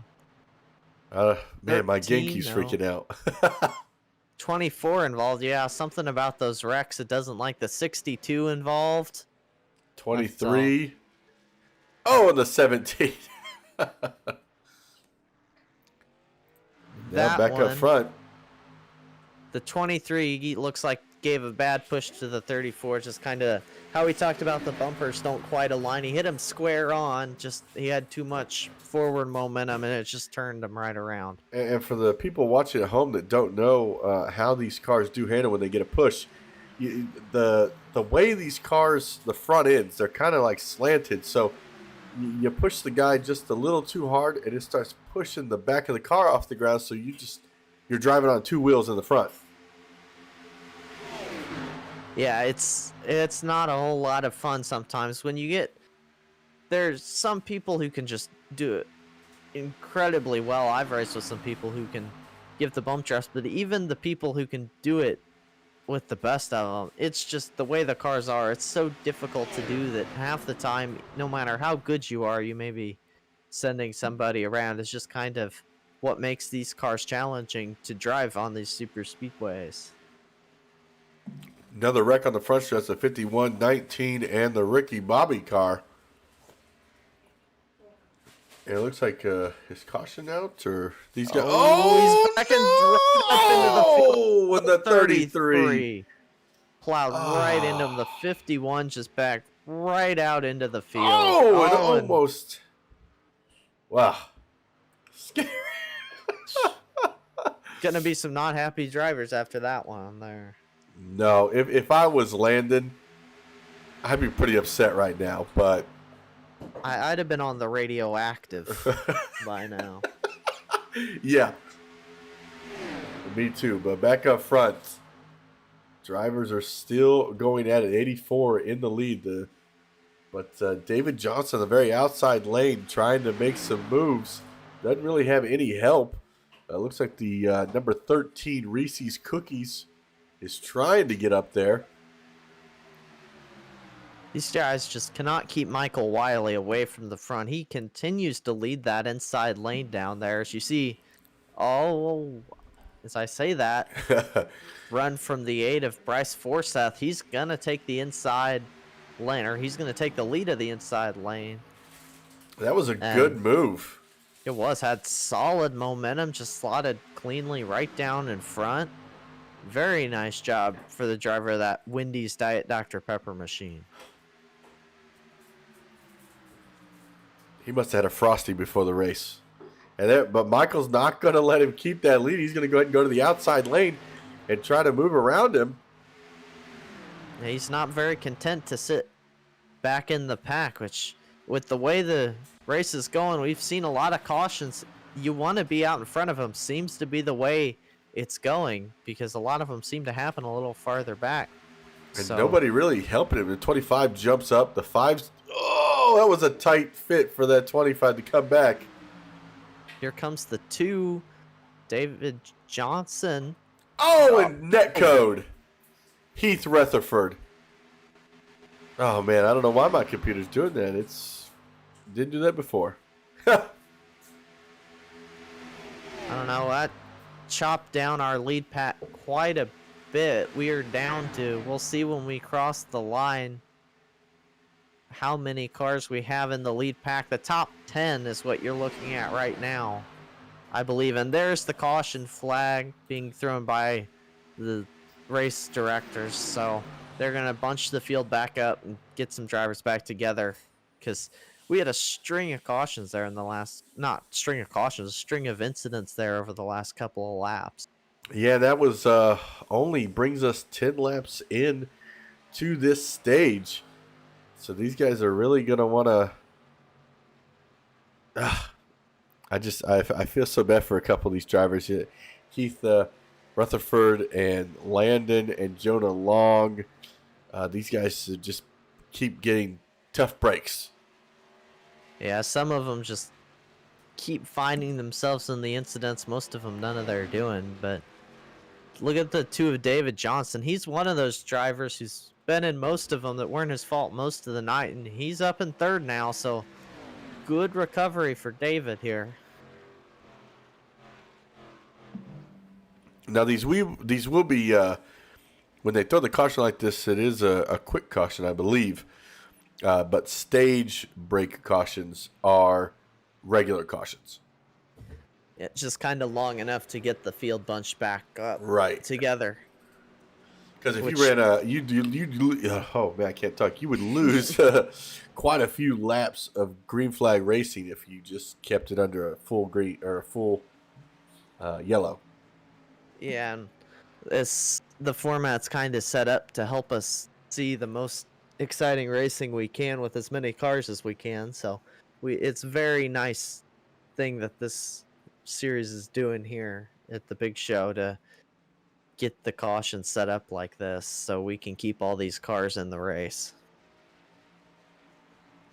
Yeah, because if you think about it, you look at a typical league race, all of a sudden you get wrecked out. If you were involved in one of those wrecks in the beginning, you would have probably left. Very few times will people stay involved in the race. But here, you go a lap down, you get involved in a wreck, you can come right back up here. Yeah, if you wreck in one stage, you've got 3 more chances to go get up there that they're giving you. So it's very nice. It's a racer's race here. If as long as you stay in it, anything can happen. So very fun to see, and I think we are seeing that this is going to be 1 lap to green. I think pace car lights are going out here. I'm looking up to check. They are. I think they so, are, yeah. Yep, field getting lined up again, double file, getting ready to go green with about 6 or 7 laps left in this first or second stage, excuse me. Yeah, not too many. Let's see. It's going to go to lap 50 for stage 2. Well, So, my yeah. math was wrong then. Yeah. I was calculating to 45. So this will be about, what, 12 laps to go-ish? I'm thinking 11 or 12 when they hit the lines, probably where they're at. But we'll see the 48. He's been wanting to get up front a lot, and he's gonna start 3rd car on the inside, so we'll see how aggressive he gets trying to get up to the front of this race. See the 8 leading the 84 in 2nd place. I'm not sure we've seen a little bit of both of them up front, but not too much in this main event, so it'll be interesting to see what they can do as we're getting ready to go back green. Yeah, Danny Shaw's back up here in 8th place in that 62. Green flag is out. Outside lane really doesn't get going. No, really not great start there from the 84 of Jamie Shaw. That lets the inside really get going. You see a couple cars get down to the inside. David Johnson running 4th on the inside. The 25 of Gavin Gardner got down to the inside as well, but he might be looking to go back up high here as they get onto the straightaway. We'll just see what happens. The 2 David Johnson got down onto the apron. That was Here a comes the little, double zero. a little wild. Yeah, really exciting restart there. 3 wide again through parts of this pack. And here comes the 84. Not a great start, but he got a great push from the 00 of Ray Garcia. That puts Jamie Shaw up at the lead of this race. I think the 62 there to that is maybe looking for a move. And Not now quite the 8 sure which comes brother. right back up in front of the 62 to lead that outside lane. He said, I want to get back into that lead.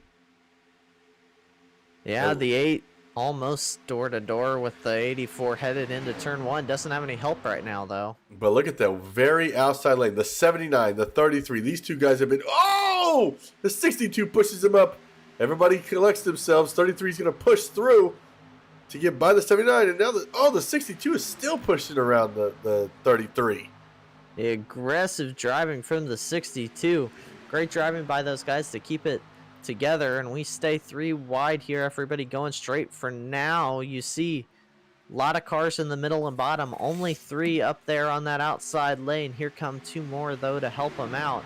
This really, you can see how many cars are in this pack. All 30 of them just rocketing down the front straightaway here. I believe we have 28 still in the race. I think we've lost 2 through the course of this thing. But still a ton of cars. A huge pack in this main event is almost 4 wide. Yeah, we've only lost Casey Johnson and Bradley Stefan. Which Bradley Stefan was doing fantastic. Yeah, 4 wide. Here's 4 wide.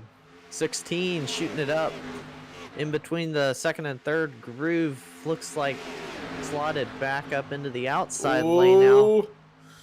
62 ran high. 79 got squirrely through the middle of the corner. There's a wreck somewhere. My computer's freaking out. Ooh, there. Someone darted down to the inside really quickly there. I don't know. Oh, the 51 comes back up safely. 4 wide toward the back, 3 and 4 wide down the front straight away. Got to settle it down. Oh, 79 almost got into the wall, kept the car together. 4 wide out of the turn. Now the 33 I see. Oh, the 33 around into the 48. They're collecting a ton more cars. They are going around. Remember, we have used the 1 caution for this stage, the 33, the 2 of David Johnson, who we talked about had been doing so good. He is caught up in this one. And also, our pole setter was involved. I saw him driving through there. I'm trying to find, where is the 48? 48 is all the way back to 24th place. Yes, he's been up front for so much of this race, got caught up in that one. Looking back up front, though, Michael Williamson in the 905 led that last lap. I don't think we've really talked about him up front that much, but big run from the 62 and the 16 from the high line. Get down to cover the 8 on the inside. That 62 got well out in front of this pack, though. They're going to have a good run on him here as they're 4 wide down the back straightaway. Aiden Centron in that number 16 up 28 spots since the drop of the green flag. He's the biggest mover right now. And just beside him, Danny Shaw up 20 spots. And there, almost went 5 wide, I think. There, almost split the 79, the 19 and the 15 did, but That 15 had a lot of momentum. yeah, he checked it up probably wisely there in that situation. We remain 3 wide, though. 2 wide up toward the front as they're getting close door to door. I almost thought the 8 was going to go under the 62 as the 62 kind of moved up about a half a lane. Wasn't quite room, but it was close. But a lot of new faces kind of making their way up front, something we'd love to see about this style of racing. Lap 43. It's we might be coming to. Oh no, I kept thinking lap 45 like you did. Oh no! Trouble. The 416 got involved in that one. I know. Dave Carter got turned around. A lot of cars. 15, 66. A lot of good ones.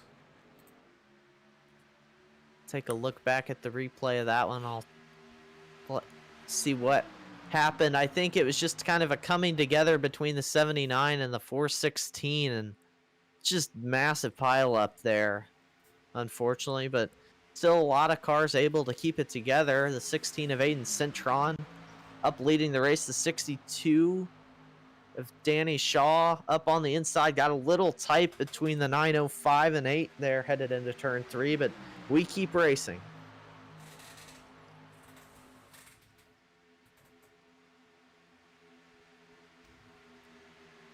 Coming to about 5 laps to go in this stage. 25 There gets was a great run. contact. I think they did get together a little bit there on the front straight. That was tight. Yeah, they've got to be Riding- really careful with that because, I mean, netcode could happen at any given moment. It's like playing Russian roulette. And you were riding on board with the 16 of Aiden Centron, who was leading the outside lane right now, as the 25 trying to make something happen there up on the outside. Oh, contact! The 62 gets into the 905. Man. It is on. My computer. Huge wreck. I do apologize, everybody, for this stutterness. I don't know what's happening. I'll restart iRacing during a stage break because that is kind of annoying when you're trying to watch a good race. And now, look, Aiden all by himself. Yeah, it's just nobody with him. They have second and third as Ray Garcia, Ronald Talkington. They're by themselves. They're going to run him down pretty quickly because they're tandem drafting bumper to bumper. Then the 020, Simon, he survived it. He's going through turn 1 by himself. And then Michael Williamson remains 5th, and he was involved in that wreck. So a ton of the front cars taken out in that one, and really going to spread the field out here in the closing laps of stage 2.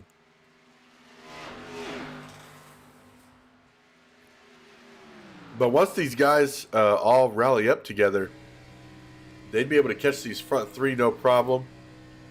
They just got to get the people together to do so.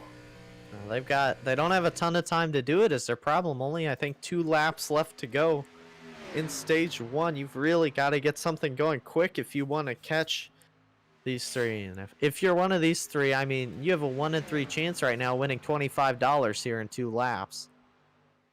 And there's David Johnson there catching that number 2 last car on the lead lap. You saw Ray Garcia go up and try and get draft off the 2, I believe, but we've got the 5 and the 16. We're working together. The 16 jumps up with the 00. 16 is Aiden Cintron. The 5, Ronald Talkington and Ray Garcia in the 00. Talkington gets a run on the inside. Even though those top 2 are working together, they're going to get the run on the front straightaway. 1 lap to go in this stage. There goes the 16. Oh! He turns the 0.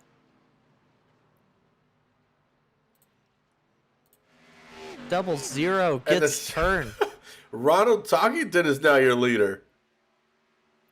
I think the lone survivor of that one, because the 16 got slowed up in the aftermath of that one. I'm seeing This is the an easy 16. $25 right here.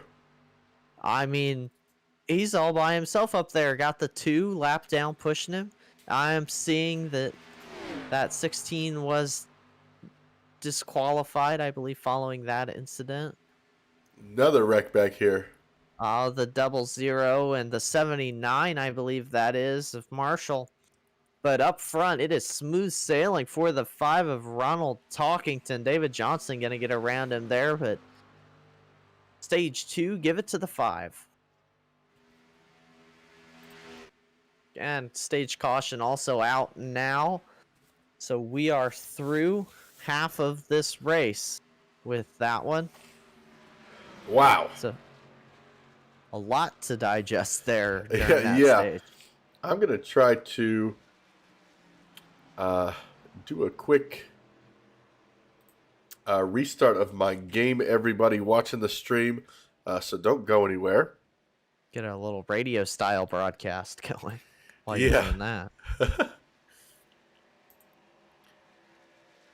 I just I hate that it's not running properly for you guys. Let's see. So now we got stage 2 in the books. Wow, we've not gotten a break of calmness yet.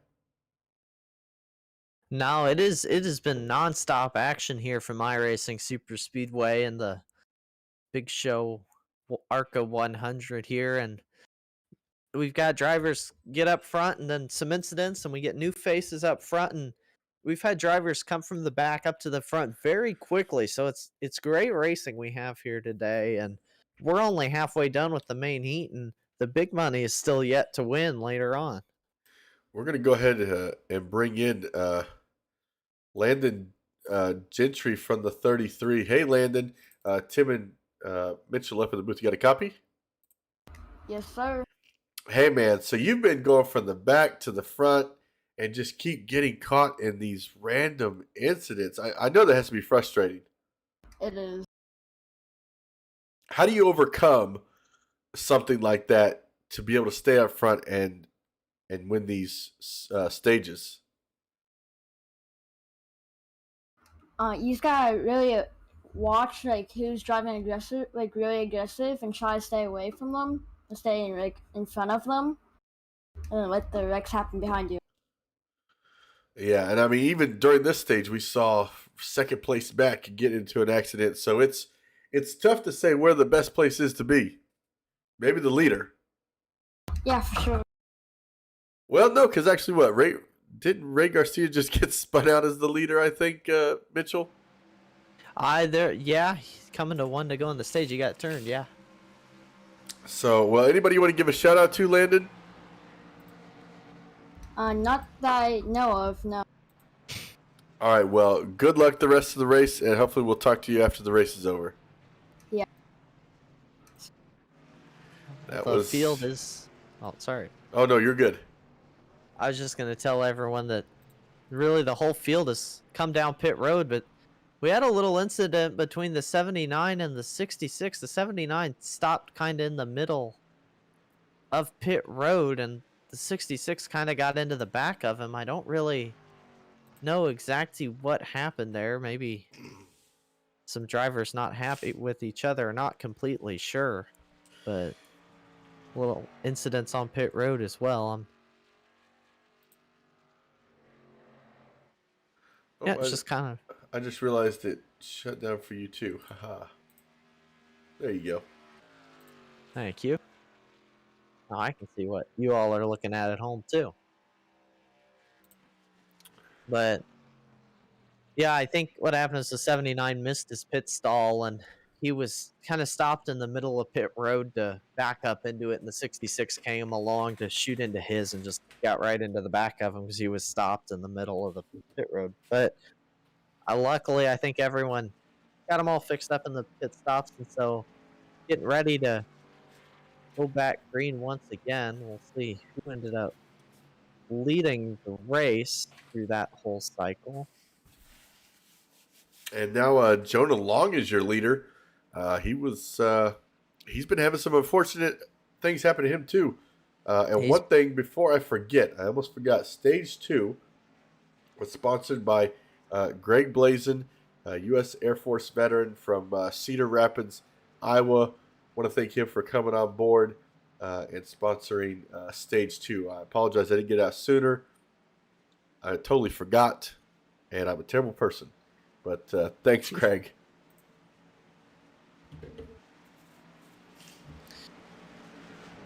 I think they're getting lined up 2x2. iRacing pace car lights are off, so about to get right back into the green flag racing here once they get around for this lap. And I can't wait. It's going to be fantastic to see how this thing is going to end here tonight. Well, we're only halfway there, and this has been some of the most exciting racing I've seen in a while, so we're just getting started. I can't wait.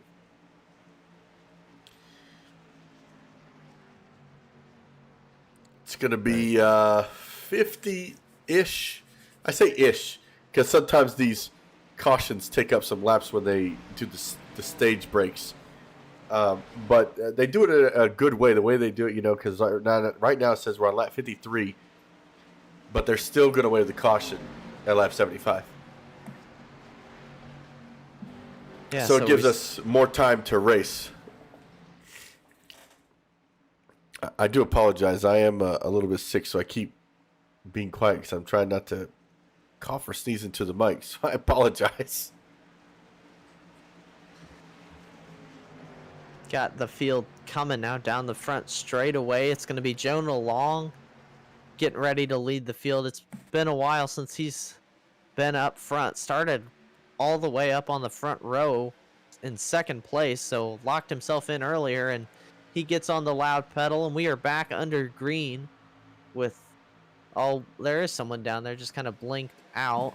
That is Heath Rutherford there on the inside lane, but you've got Simon Srigas and Ronald Talkington hooked up on the outside lane, about side by side. Here comes the 48, Tim. He's making quick work to get back up to the front of the field. Wasting no time, and now other drivers are like, hey, I want to go up there too. I mean, he generated that run so fast. We weren't even halfway. And all by himself. I know, he just kind of must have got the slingshot from somewhere and just launched himself, and he's almost up to the lead in the second row of the race right now. And now he's got Ray Garcia behind him, the 51 of Randy Miles. Those are some really good cars that I'd want behind me as well to get me up there. The 15, the 2 of David Johnson. So really good outside lanes. We're on board right now. Look at this. He's going to take it.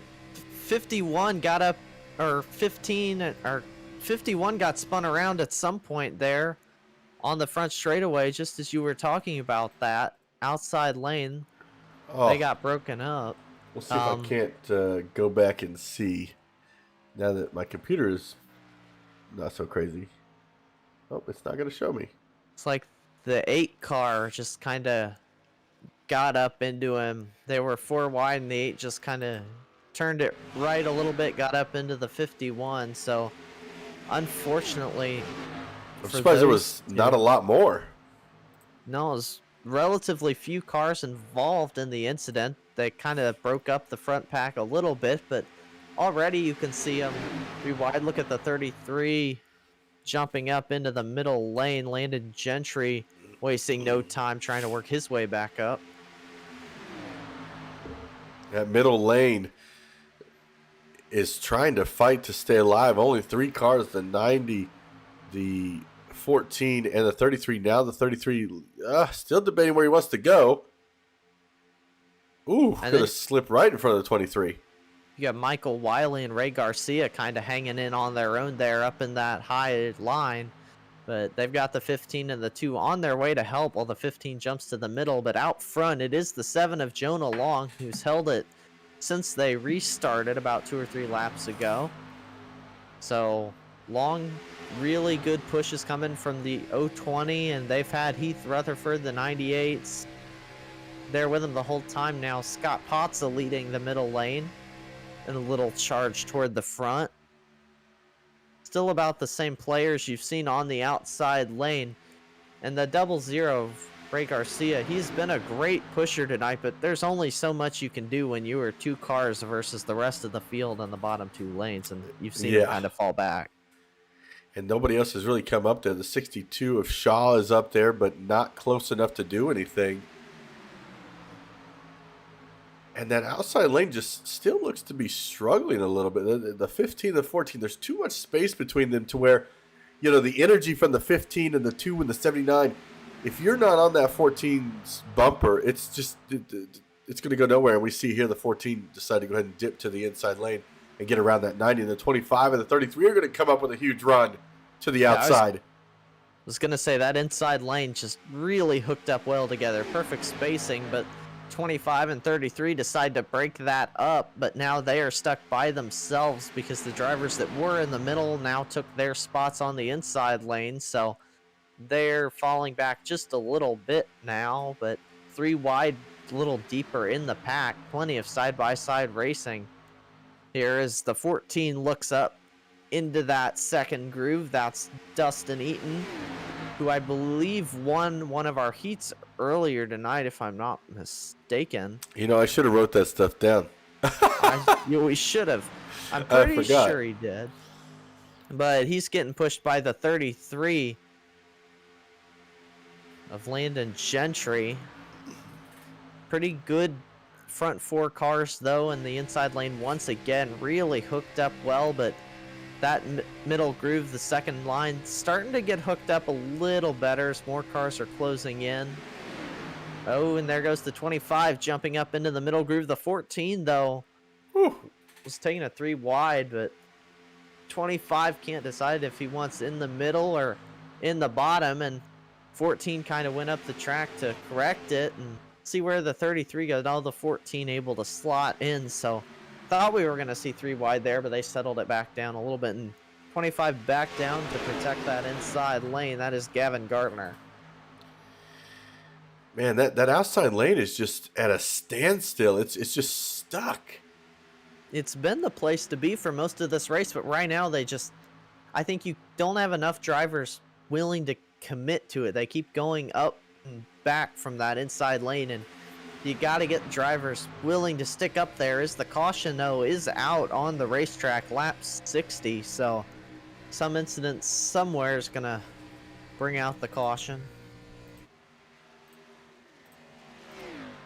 Try to find where that is. Yeah, I didn't see anybody wreck on my scoreboard. Oh, wait, maybe I did. Oh, I see a red. Bill Sleep. We're going to go back here at number... Oh, there it is. Yeah, there's a wreck. 2-car wreck there into 3. Man, it's like once your car is going so slow, it's hard to get it back up onto that apron or back up onto the track as well. As the banking super steep here at iRacing Super Speedway. I'm going to need them to really make this track. I want to see NASCAR throw down. Yeah. I'm pretty sure they'd rip out the bottom of the car when they come off the track to the apron. See, 30 degrees of bank, quite a bit of banking here at this track, and no restrictor plate speeds over 200 miles an hour. I'd pay to go see that if NASCAR Yeah. were to do this. Could you imagine the G-force? Oh my gosh. Yeah, You'd it have would. to do driver swaps mid-race to get through a long race in this, do an endurance style race here. Oh, that's right. It's 24 hours of Daytona's going on right now. It is. Once you finish here, I you can go forgot. check out that. I was watching it a little bit earlier today. I don't really know what's going on right now, but that started and that'll end about 3 o'clock tomorrow, I think. I was looking up. So yeah, the banking on Bristol is 22 to 24. So yeah, that ain't got nothing on iRacing Super Speedway. No. And the banking at Talladega, 33 degrees. I thought Talladega's was pretty steep. Yeah, so a little bit more for Talladega. They have more room here to get wider out, so that's what lets them carry the higher speeds. Plus, no restrictor plates Yeah. at this track makes for some exciting stuff. But pace car lights off, and we've got 1 lap before we go back green till the end of the stage. And we've got Betty Payne in the chat saying, "Yes, 7 nerves of steel," and then me not so much. So yeah, there's some drivers making aggressive moves. I don't have the guts to make the move some of these guys are doing, but I'm only halfway through this stage. You plan on running the iRacing Daytona 500? I am, yes. I should be in that as long as I can. I just ran the Rolex. Oh, nice. So I'm looking. I'm not going to be in all of them this year, but I'm looking to do more than I've done. So yeah, that's something to iRacing's got going on here pretty soon. Now, before I forget, Stage 3 is brought to you by Team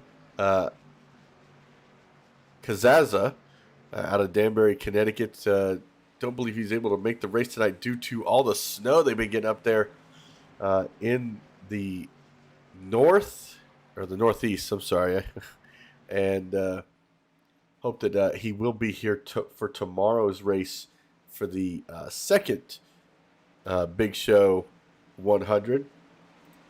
But we're getting ready to go back green here.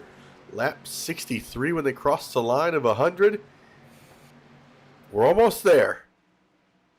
We're past the halfway point, and Jonah Long gonna lead them back to green once again. The 020 wasting no time, dropping back to the inside lane. We saw those two work very well together to keep that inside lane up front on the last run. So probably expect about the same thing from those two, but already 4 wide headed into turn 1. Yeah, look at Ray Garcia on the outside lane. He's going to need some help, though. 14's going to jump up behind him. 25's there. Oh, no! The leader! I'm trying to I don't know what happened. I'm not sure either. I don't think he was pushed very well. I think that's what happened. Leader got it. It got spun, got into Ray Garcia. 33's involved. 62's involved.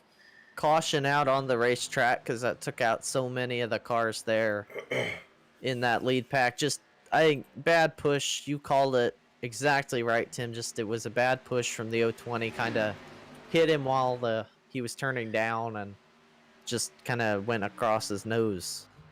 We're going to go, I'm going to take us back to the green flag so we can see this from the get-go as we review this replay here. You see the 020 on the outside lane. Let's see if I can get a closer look. So he's very aggressive, gets in behind the 7, pushing really good. Coming through turn 1. Look at Ray right there. Splits the middle. Comes up here, battles for the lead right here. Look at the momentum he gets.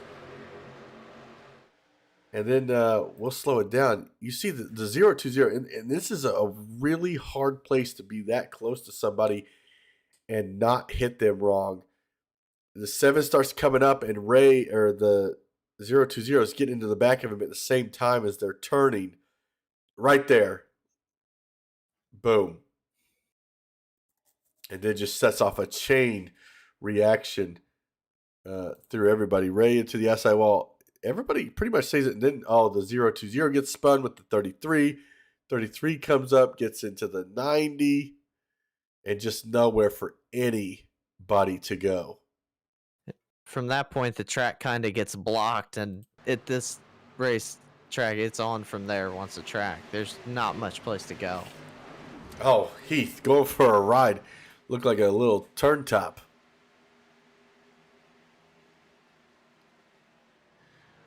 Not sure what happened with the 16 car who was a part of this race earlier. I'm looking at the drivers who have retired. He's not been in the race since lap 48. He was up there racing in the front for a long time. I think he got I think he had left the server after the incident with the 00 toward the end of stage 2. Okay. Was what happened with him. Gotcha. I don't see all those notifications because I have them all turned off. Thank you. But caution flag again. Quite a few drivers coming down pit road. Jonah Long, of course, after that. Simon in the 020. Landon in the 33. And Heath in the 98. Heath has had... He just needs a break. That poor 98 car, I've watched him in this series time and time again. Can win races, but tonight he's just been at the wrong end of luck so far here at iRacing Super Speedway. Yeah, there's been a lot of drivers.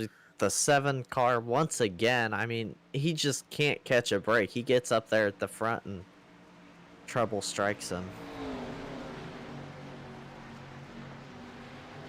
Pace car lights are off, though, once again. We've got about, I think, 9 laps of green flag racing left once we get to the start-finish line this time. And it'll be, I do believe, the 25 there of Gavin Gardner be leading the field to green. I don't know that he's been in that position yet tonight with the 14 of Dustin Eaton is outside. And the 23. We've not talked about the 23 tonight. Greg blazing up there. And there's the number 2 again. David Johnson coming to the inside lane. 24. The 905 got wrecked earlier from the lead. I think he's back up front now. Like you said, quite a few drivers up here that we've not gotten to talk about yet tonight. Making themselves known. I'm looking at that number 5 of Ronald Talkington slowly working his way back up to the front. We've seen a lot of him tonight. There he goes, looking to take it 3 wide. Doesn't have the help, though, and he's going to get cycled back. Yeah, he had a little connection issue there. Actually, hasn't rejoined the server yet. Oh, yeah, I was on him, and then he... that was it. Yeah, hopefully he can reconnect. Sometimes those connection issues happen. Looks like he might lose connection to the server, though, so that would be just really unfortunate after the pretty good night he's had. Yep, there he is. 17th. Oh, and he's gone again. Well, there he is. He's back. Yeah, so he'll be able to get back up there and compete with these guys. In those situations, you just have to keep driving and hope that your car comes back to the track. And don't be alarmed, that 14 car does not have that tire jammed up into the engine. It's just a glitch in the graphics at the moment. Oh, wrecking behind him. Big wreck. Oh! Big wreck. Trying to see who got involved in that one. Looks like Danny 79. Shaw. 79 got clipped up the track and started that one, but a lot of cars got through that one, as you can see.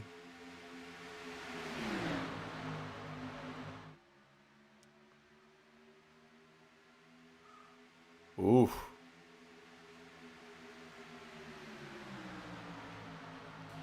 3 wide here for the lead. Quite a few drivers on that outside lane. Now the 84 going below the 24. Between the 66, trying to get up to the 48. 33 back up here again.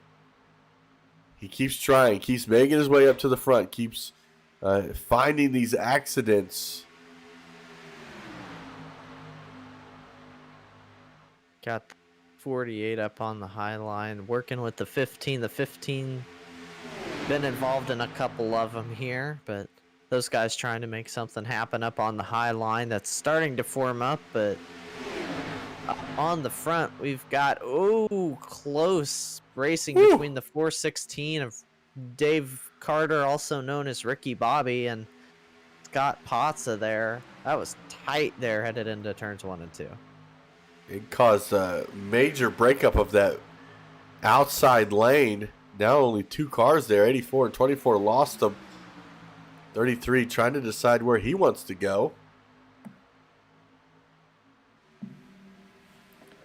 And he's going to go to the outside lane and leave those 3 cars in the middle. Oh, he's going to come back down, though. I don't think he trusts it just yet. And now the 84. 84 of Jamie Shaw running all the way up toward the front. 4 wide. 48 dives down. So does the 24. Ooh, 48 got swirly. Here comes the 2. David Johnson. Look at that run on the high line. Now the 48 all by himself. Doesn't have the 15 back there yet. 24 and 2 outside of them. 4 wide. Almost 5 wide. 15 comes up. Oh, and the 48 comes down to the 25. Oh, they keep it together, though. Great driving by those 2. Very difficult to keep it together at these speeds. Up over 200 miles an hour. Great 4 wide racing, and they're still 4 wide down the front straightaway. And Ricky Bobby goes to the way outside with the 19. And here comes Landon. Oh, he tried to cut it inside of that 25. Not quite enough room for him there. But he might want to jump up in front of the 416. I wouldn't be surprised. It's too late now. Yeah. Kind of settled in those 3 lanes down the back straightaway. In the middle lane starting to get formed up a little bit. The 62 is there. Got a little bit up the track on entry. Caused a little separation between himself and the 416. The 84, Jamie Shaw, jumps up into that middle groove. And I think Jamie Shaw will jump to that outside. Yep. I knew it. There goes 62, 84, both up, because the 19 and 48 had a great run up there. So good move jumping up there. 48 almost looked 4 wide again, but didn't have any help as 33 and 416 really tight down on the inside. We are 3 wide by 3 wide. Lap 72. Stage comes out at the beginning of lap 75, so we are on 3 to go right now in this stage. And this is where things really get hairy. Oh, man, that just the way that bump is, if you hit it just wrong, it's going to throw you either down or up into the car next to you. Got to be so careful as up front. 25 almost got shoved up into in between the first and second lanes, and that really checks up the inside lane. Here comes the 15 right up through the middle, went 4 wide, now up to the race lead. That's David Kelly. Quite the run from him. He found himself right from in the middle of the pack, now up into the lead. Pit road is also closed, it's worth noting, so no driver's going to make the short pit here. Remember, 2 laps to go, $25 on the line to the stage winner. It's anybody's game right now. This is probably going to be the best stage so far, I have to think. I think so, too, because look at this. Heath Rutherford, like I said, during that caution, one of the best drivers out here trying to make his way up there. Oh, I thought the 00 was going to come up with the 90, but I believe this is going to be white flag for this stage. Everything's on the line right here. Yet 1 to go. Ooh. Ooh, that was tight between the 14 and 98 there up on the high Yeah. line. That's going to hurt It him a is- lot. It is. There goes the 90 up into the high line. Scott Potsa trying to make something happen. They are 3 wide at the very front. Anybody's game here. Coming to take the stage this time by. Who is it going to be? The 15 leads them through turns 3 and 4. Drag race to the start finish line. The 15, the 914. Who's going to get it? Here comes the 25 up the inside. The 33 trying to make it happen. They wreck across the line. It is the 416 of Dave Carter. Ricky Bobby takes home stage 3. And Dave Carter went for a spin himself, but he's coming home. Woo! Ooh, he's not done yet. Maybe he thinks the race is over. But congratulations to Dave Carter on bringing that one home. Ray Garcia right there with him. I believe Ray was the one giving him a big push there at the end of that one. Yeah, I think the big reason he brought that one home was everyone else had their pushers kind of ditch him because they were also wanting to get to the line, and Ray Garcia pushed him through to the win. So great teamwork there by those two. Got him the stage win. We're going to go back to that final lap, and we're going to watch this again. As you can see, they come up on a lap car, and this middle line just did such a great job. Everybody actually did a really great job because everybody stayed where they wanted to during this, and nothing really started to happen until we got on the front stretch, which is where you want to make your big moves. Yeah, here they are coming down the back straightaway. It's anybody's game at this point. The 15 with just a slight edge over that 914 or 416. Excuse me, I keep saying 914. I think, but it's this point you see the 15 gets left out to dry by the 25, and just the 00 keeps with the 416, and then the wreck kind of ensues from there. 33. 416, 000. They all got involved in it there toward the end. Watch this. He comes back up onto the track. How he didn't hit anybody, I have no idea. Me neither. But man, just great finish. Man, so now we're setting up for the final stint. The big money. $100 going to the winner after 100 laps. Everybody coming down to get 4 fresh tires and fuel to get ready for this last run to the finish. Anybody's game. Remember, all the cars that are laps down get brought back to the lead lap here on the stage. So everybody right back into this race. It's going to be, I mean, if you think they haven't been racing too hard for $25, you just imagine what these guys are going to do for 4 times that. $100 on the line, I should say, here in this last 25 laps.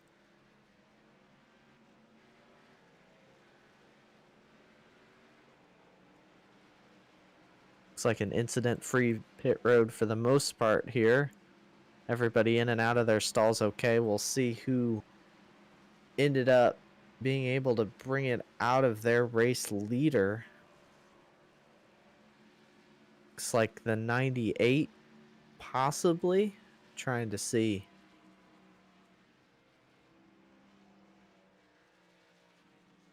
Got long pit stop for the number 19. You're looking at him right now, sitting in his pit box.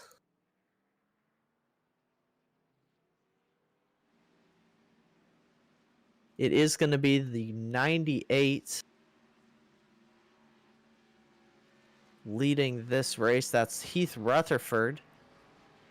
Jonah Long in second place. Michael Wiley in third.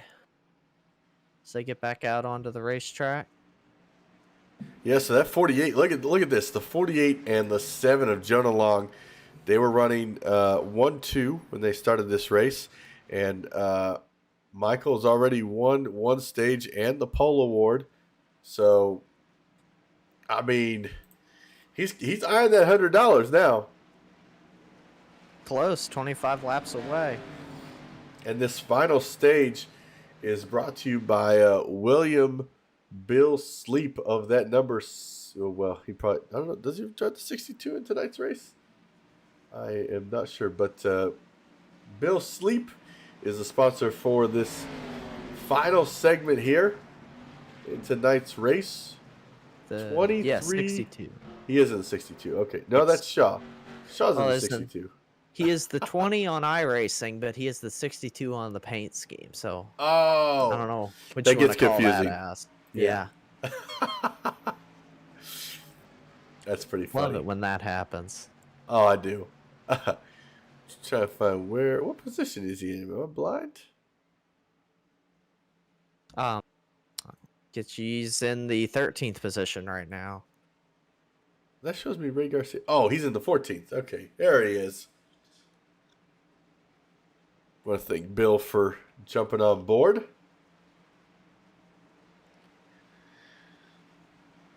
Man, we are about to be in for it on this final segment. One caution will happen for sure. We're about to go green. It's going to be 22 laps to go. It's going to be the... Oops, sorry. Oh, no, you're fine. It's going to be the most exciting segment. I'm telling you, it's going to be... Everything's on the line at this point.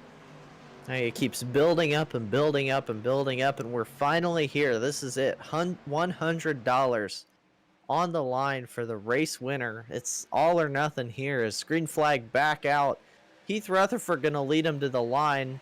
Jonah Long, not a good start for that outside lane. There comes Michael Wiley up into the second position. That outside lane did not get a good restart there. I think we've seen that the last few. The outside just seems to struggle to get it going here. Yeah, and then it's kind of been struggling every time after that. Oh, and Heath disappearing on that inside lane. That's going to cost him big. 3 wide, down the back straightaway.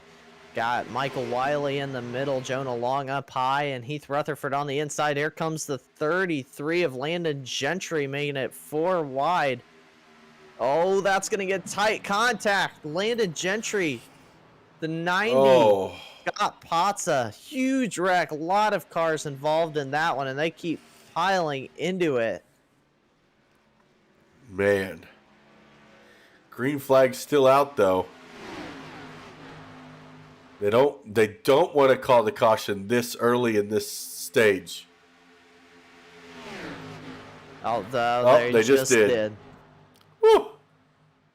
So that's now. Oh man.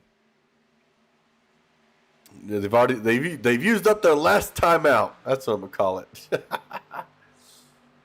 Yeah, a lot of race cars torn up in that one. Not really surprising to see the caution come out for that one, because we want to see as many cars as we can up here for the finish of the race. But let's see if I can't come back here. Do a slow-mo. We'll go to the 33. This is where things got hairy. They're pushing the 98. 4 wide at this point. 33 comes up into its own lane, really. And then coming into this, the bump, the 90 hits it, comes down to the 33, collects the 98, and just these three end up creating a huge roadblock for the whole track once they finally get hit right here. See, the 416 just won stage 3 involved in that one. 24, just whole track is covered. Look at the 15, the 1379. Those guys somehow found a way through that in the middle lane. Big high-speed wreck. You see the debris out there on the track caused by that one. Yeah, and just even Ray Garcia involved in this, doing a Ricky Bobby going backwards across the start-finish line.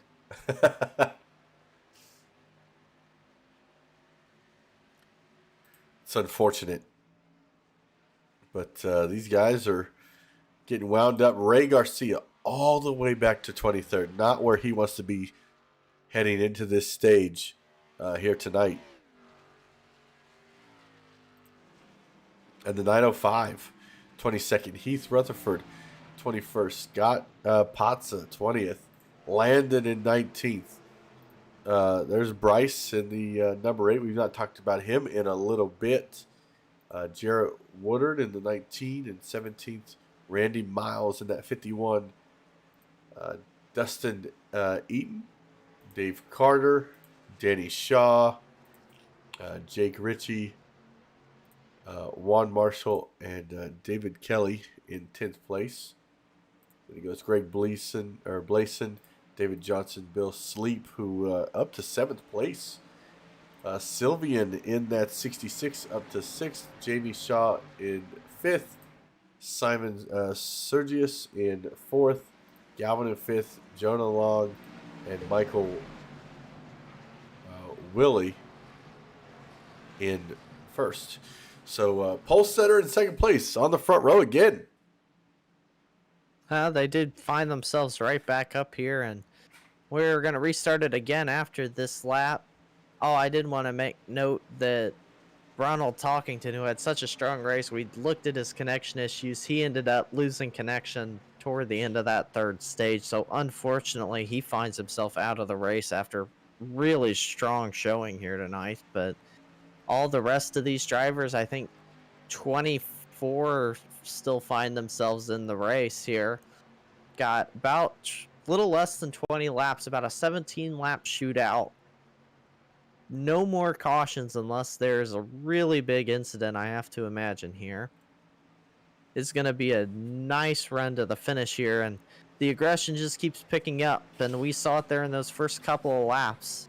Really 3 and 4 wide quite a bit, so expect the same thing again here as iRacing pace car is pulling down pit road, and here we go back green. 18 laps to go when they cross the line this time. Green flag. Jonah gets a great start on that outside lane finally. And look at David Johnson. Straight to the next to the wall. Oh, the 8's into the wall.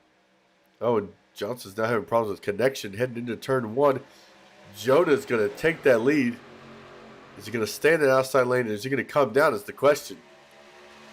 I don't think he's going to be able to get down right now as Michael Wiley doing a good job there on the inside, being pushed by Gavin Gardner in the 25. Down the back straightaway, side by side, the 020 right on the bumper of that 7, giving him a great push. Going to get him clear of the 48. Does he come down into 3? No. Going to stick with the inside lane. Ooh, that got tight. The 020 almost got into the 7 and the 15 going into that corner. When you're right up on somebody like he is, it can be difficult to see when you need to start turning in, and I may have been the case. It's just it kind of comes up on you out of nowhere, and did a good job keeping it out of both those cars. That middle groove kind of stalled just a little bit, but here they go. It's connection issues for Gavin Gardner up the track. Gardner into the outside wall. Freaks everybody else out. Another big one. Oh, now it freaks my computer out too. Oh. Ton of race cars. Whoa. Again. Man. Connection issues seem to be what's plagued this race toward the end. We've had drivers drop it, and that one really caused by connection issues there for the 25. Really thinned down this front pack significantly. Almost all down on the inside. A couple drivers up on the higher lanes really not formed up. Here they go, though. The 84. Jamie Shaw looking up top 3 wide. We are racing once again. The 8 makes it 4 wide. Jumps down to the inside. Caution on the racetrack. I want to say it's probably for how many drivers was involved in that incident. I have to mention, like we've talked about, they're trying to give us the best possible race here, and I think letting all those drivers catch back up and get back into this race, double the size of this pack, yeah, I don't think any of us are really going to be able to complain about that one. But it was great racing 4 wide.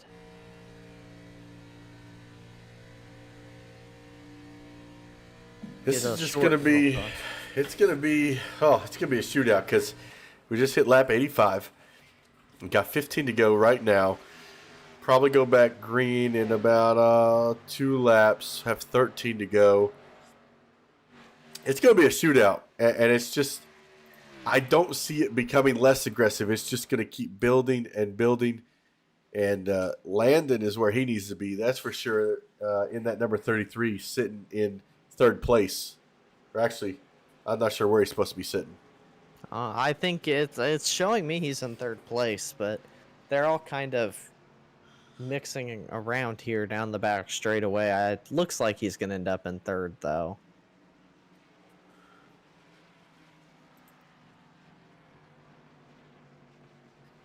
Yeah, so, man, this is getting dicey. Jamie Shaw is being shown your leader in that number 84, Bryce, who we've seen having a great. Is he running a Kia? Is that what it says? I have to go Which look car now. are you looking at? The Wendy's car. He's driving a Kia. Oh, that's gross. That looks a little odd. That I don't doesn't belong on a stock car. That's funny. That's good. Man, I've been rooting for him because he had the Dr. Pepper. I love Dr. Pepper. So I've been cheering for him. Man, he's driving a Kia. I think Kia just redid their logo too pretty recently. I kept seeing it on the street. It threw me off. I finally figured it out. That's pretty funny. That's a new one for me. There is a Kia on iRacing. I think one of the road cars nobody runs. It's a Kia. But Oh, that's great. That's fantastic. I didn't see that coming. I looked at the front and I was like, that looks different. And I had to zoom in. I wouldn't have caught that. I'd have guessed it was a Ford logo looking at it from the distance, but Yeah. you're right. That is in fact a Kia leading the field. Well, second place, I should say, but This will be the first, if he can pull this win off, it'll be the first win for Kia ever in stock car racing. Is he using the Soul engine or the Optima? That's what I need to know. it's a great question. We'll have to ask him Yeah. at some point. I mean, It's powered by Frosties. we hear rumors about Dodge getting back into the Cup Series. Maybe Kia will throw their hat in the ring pretty Yeah. soon. Well, coming to the restart here. This has been a fun caution. We've had some laughs this time. But iRacing pace car getting ready to pull off. It is going to be Jamie Shaw leading the field back to green in the Gatorade car. I love that paint scheme. I don't think I've really talked too much about the paint schemes tonight, but love that 84 car, and gotta love the Kia Dr. Pepper up there. But pace car is off. Green flag back in the air. 84 on the gas. Good restart also for the 8. He just doesn't really have a lot of help so far. The 33 of Landon Gentry right on the 84. Jamie Shaw getting a great push, but that middle lane hanging in with him here. Oh, I think there was a little incident further back in the pack, possibly. The 2, the 24, I think got tangled up a little bit there in that one. They're going straight again from what I can see. Somebody is spun to the infield. It looks like the 15, 51's involved. Dave Carter in the Ricky Bobby car. Heath involved. Greg Blason. Quite a few drivers, as you said. Well, they're racing for $100, and we've seen the aggression really pick up in this final stage of the race, stage 4. all or nothing here. The race win, the $100 prize. Everybody wants a piece of it, and you can see they're going 3 wide, the 25. With Gavin Gardner looking up. No help, though, on the outside lane so far. I imagine someone will want to jump up there pretty soon. Got the 33 and the 84 still locked in there on the inside. 8, 7 really hooked up in the middle lane there. Jonah Long goes the 19 up to the 3rd groove. Gonna try and help Gavin Gardner. That's Jarrett Woodard getting up there. A nice. But that 8 is just really strong on that outside lane with Jonah Long pushing him. And look at the 25. You're right. He's just slicing and dicing, trying to find the best place for him to be right now. He's all the way down. He was just in that outside lane. Now he's on the very inside lane. Oh, caution back out once again. Caution once again on the racetrack. It's about 10 cars that were involved in that. So I can see, yeah. A lot of. Yeah, it's just. Yeah. It's a difficult call. It really is. Mm-hmm. I mean, they got to say, all right, guys, we're wanting to race here. It's the final stage. We want all of you up here, but also, keep it clean a little bit. It's kind of the mindset they're probably going through there when they decide to throw the cautions here late. But that is going to bunch the field back up, and we are at 10 to go right now. So we're getting to a real shootout here. By the time we go back green, it'll be 7 or 8 to go, probably. So definitely getting down to it. It is the 8 of Bryce Forsyth leading the race right now. Put his Kia from 2nd to 1st. Got around the 84 during that little green flag run. It's crazy. This is going to be one of the wildest finishes I've probably seen in iRacing. We've had some fantastic racing here today. This track is great for this kind of event. 3 and 4 wide throughout the night. It's just amazing racing that we've had here.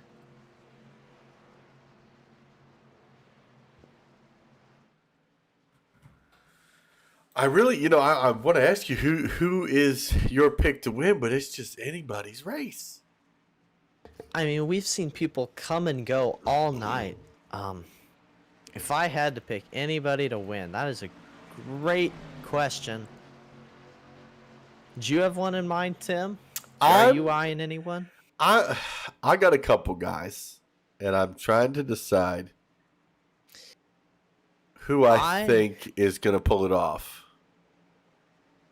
Yeah, I think I'm going to say I think that the 8 now before you pick, I was going to say, before you pick, don't forget about the broadcaster's curse, but it's already out there. It's already out there. I'm sorry. Well, it's funny because I was actually thinking of going with Jamie Shaw, who has been consistently coming from the back to the front and quietly doing it. That is true.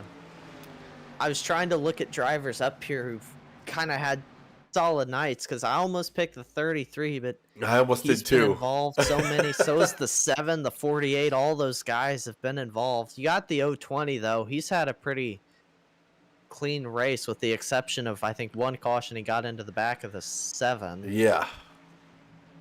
But I mean, all these guys up here, feels like we've seen a lot of them here in the closing stages of this main event, but it's just so hard to pick one because everybody's got a shot here coming to the last, I think 7 laps to go is what we're going to have when we go back green next time by. It's going to, man. It's going to be 8 laps to go when we come by. All right. I was close. Yeah. I just had to give you an extra lap of excitement. Notables, people like Dave Carter, back in 23rd. He's been up front. 51 back in 21st. Ray Garcia 17th. So these are all guys that are going to be pushing into the metal once we go green. Listen, we are about to do that right now. iRacing pace car, you see it make that sharp turn back down into the pit lane, put the hands back in the field of Bryce Forsyth, leading him to the green flag. A great start for that 8, not so much for either one of the drivers behind him. Here comes the 84 with help from the 33. Maybe too good a start for the 8. He doesn't have the help behind him like the 84 does. Here comes the 7 of Jonah Long trying to get it going, but that outside lane looking strong so far. Good pushers. The 48 been fast all night. 84, 33, all those guys. 62. Bunch of strong drivers. Here comes the 14 trying to make All by something himself. happen. It's Up not high, as- no help. It's crazy. I mean, they're able to do it. It seems like here comes the 2 of David Johnson. Gonna try and get up there and help him. Drivers have been able to use the side draft and stuff, and they've been hanging in there by themselves. Whoa. Oh, contact. Almost at least. I think they may have barely touched the 14 and 48. Here comes Ricky Bobby 4 wide. Oh, Ricky Bobby is slicing and dicing on that outside lane. Look at that with the 79 of Juan. Great move. Ricky Bobby's, we like to call him David Carter, all the way up to the lead almost. That really, though, they got spread out. They were so close. They need to get back together, and they would have had it, I think. Just amazing run. The straight back from about 20th place all the way up to the lead pack, or to the leaders, in less than a lap or two. Actually, 79 got really tight right there.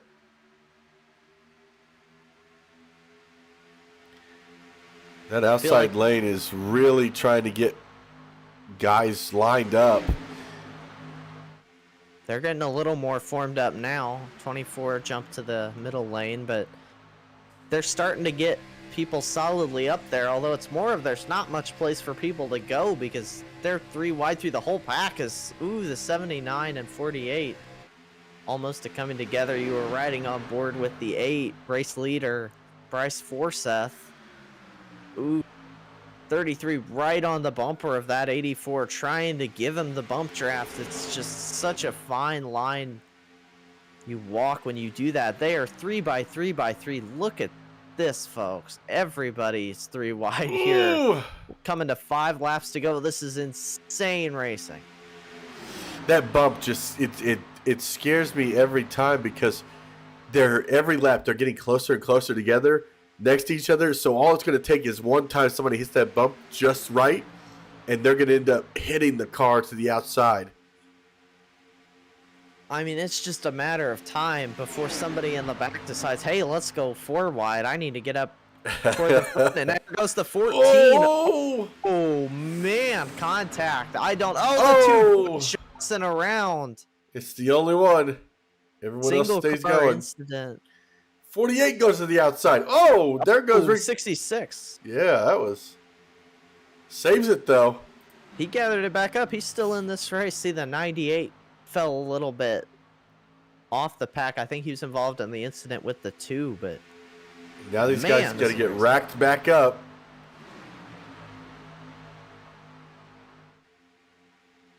I don't even know what line is stronger right now. I mean, we're on lap 96. I mean, they were solidly 3 by 3. I mean, no lane was really gaining too much of an advantage. Right now, the 48 and 416 leading that higher line kind of got drawn back a little bit because of those wrecks. I think hurt some of their pushers, but they're starting to get the momentum back up. You see them already up in line. Oh, here goes the 33. Landon Gentry. I thought he was going 4 wide. He thought better of it there. Good run. Ooh, Jonah Long got really tight hitting that bump. It's just neck and neck right now. The 48, the 84, the 8. 3 to go. Anybody's game right now. I I wish. Oh, the 48 comes down real close to those guys. Oh, the And that's 416 it. shoved him. 416 said, nope, I've had enough of that. I want to lead this outside lane. He pushed that 48 up out of the groove. Amazingly, they keep it from spinning again. Just incredible driving, keeping it 3 wide here. The 84 and 33 look to be Going back going and up forth. higher. That Yeah. was interesting. Gives the 8 a slight edge on the inside. Bryce Forsyth leading him as they exit 4. Here comes the run, though, from those higher 2 lanes. 2 laps to go. Still anybody's game. Good run on the outside.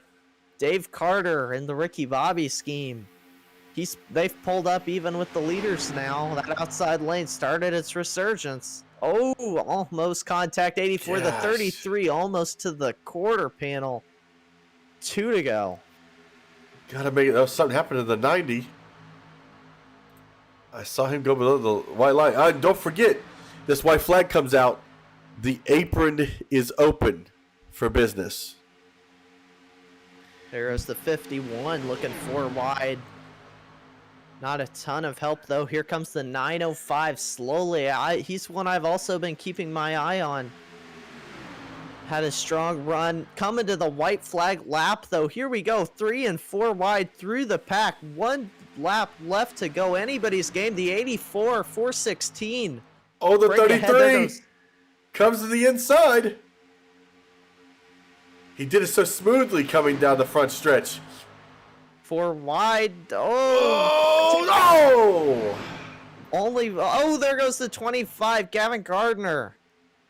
A lot of cars made it. Oh, a no. lot of cars involved. Landon Still- Gentry, your leader. Oh, man. This front Oh. stretch is going to say it all. Oh! 416 spun, but we're going to keep our eyes up here. Coming to the line. Slicing and dicing and blocking. Here comes the 84. Splits the middle. 84 is going to win it. Yeah! Man, what a finish. 4 wide. They are wrecking across the line. Unbelievable finish to that race. And it's funny, we picked the drivers who finished 1, 2. And Landon ended up finishing 5th in all of that. I mean, they were 3 wide basically the entire final run, those last 8 laps of the race. Just incredible driving by all the drivers in this field. Jonah Long brought it home in the 3rd position. We're going to go ahead and go back and we'll go back to this last lap because it was so exciting coming through this last lap. You see the 33 just slipped right down at the right time. And I thought that was what was going to make him that was going to be what won him this race. And then you see the 79 hard to the outside lane. And then just everybody starts checking up, gets collected in all of this mess. 15, almost made it through. And back up with these leaders. Something happened with that outside lane. Look for Ray Garcia. Oh, the 905 got into the outside lane and took all of them out. And then coming down to this last straightaway, just cars going everywhere. Look at the 7. A big push from the 0-2-0. Man. What a finish. I'm going to see if we can't stop it right at the line to see how close it really was. Oh, well, that was a bad stop. Okay. Man, look at that. The 7, they just needed a couple of more feet, and that 7 car could have brought this home. Look at this. Boys, we're going to have our traditional backwards race, 1 lap. Ooh. Ooh. Better get it back live then. Yeah. There we go.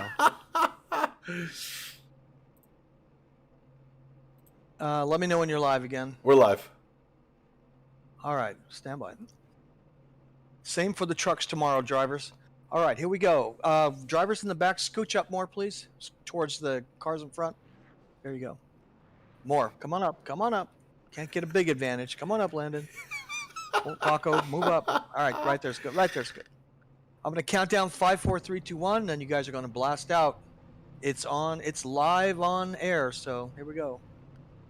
5, 4, 3, 2, 1. Hit it. No, reverse. Oh, that's funny. This is more difficult than it looks. Oh, there goes the 33. Up 90 miles an hour right now. They're going fast backwards, banging for the race lead. Uh-oh, I got hit. Oh, and Oh, the the 8. Turn the 79 assumes the race lead here. Going backwards. I don't know where it tells me who's first. Just kind of got to eyeball it, I think. Here, the 79. Where's the Race 14? lead. There he is. There we go. 14's coming. He's in the draft. Does the draft help that much in reverse? That's what A I little need to bit. know. It does a little bit. If Michael would come back up on track, we could catch up. Up 90 miles an hour. Remember when they first introduced this track, they didn't limit the reverse and people were up over 200 miles an hour going backwards. That's funny. I didn't know that. That would be entertaining to watch. Oh, Michael lost it. 14 was gaining on the 79, but They've about topped out the reverse is the issue. Oh, down on the apron, trying to find time down there. It is working. It did work. Oh, he's trying to they're going in the block. pits. don't hit the pit wall. Don't hit the pit wall. Looks like the 79 going to take the win. Who's the Yeah, he second? is. 14? 14, 79, yeah. 14. And then 00. And then 905. That's All right, the the 15. 79 will pick up the $10. Oh, that was for $10? Man, that's a great. $10 That's a $10 race right there. Even better. That's so great. Once again, drivers, congratulations for racing with us. We'll see you tomorrow, 3 p.m. Eastern time, open practice with the trucks. We'll do this all over again tomorrow.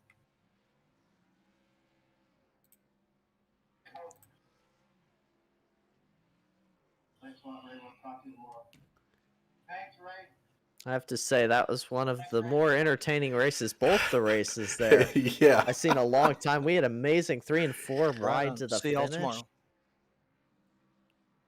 Let's see. 3 deep. We were 3 wide, 7 deep. That was pretty amazing. Where is... I'm looking for... Oh, looks like he already left. We're still doing some interviews, guys, so hang on. Yeah, I was looking for... Oh, there he is. I see him now. Jamie Shaw, if you're in here, we're still doing interviews. Hey, Jamie, it's Tim and Mitchell up in the booth. You got a copy? Yeah, I got a copy.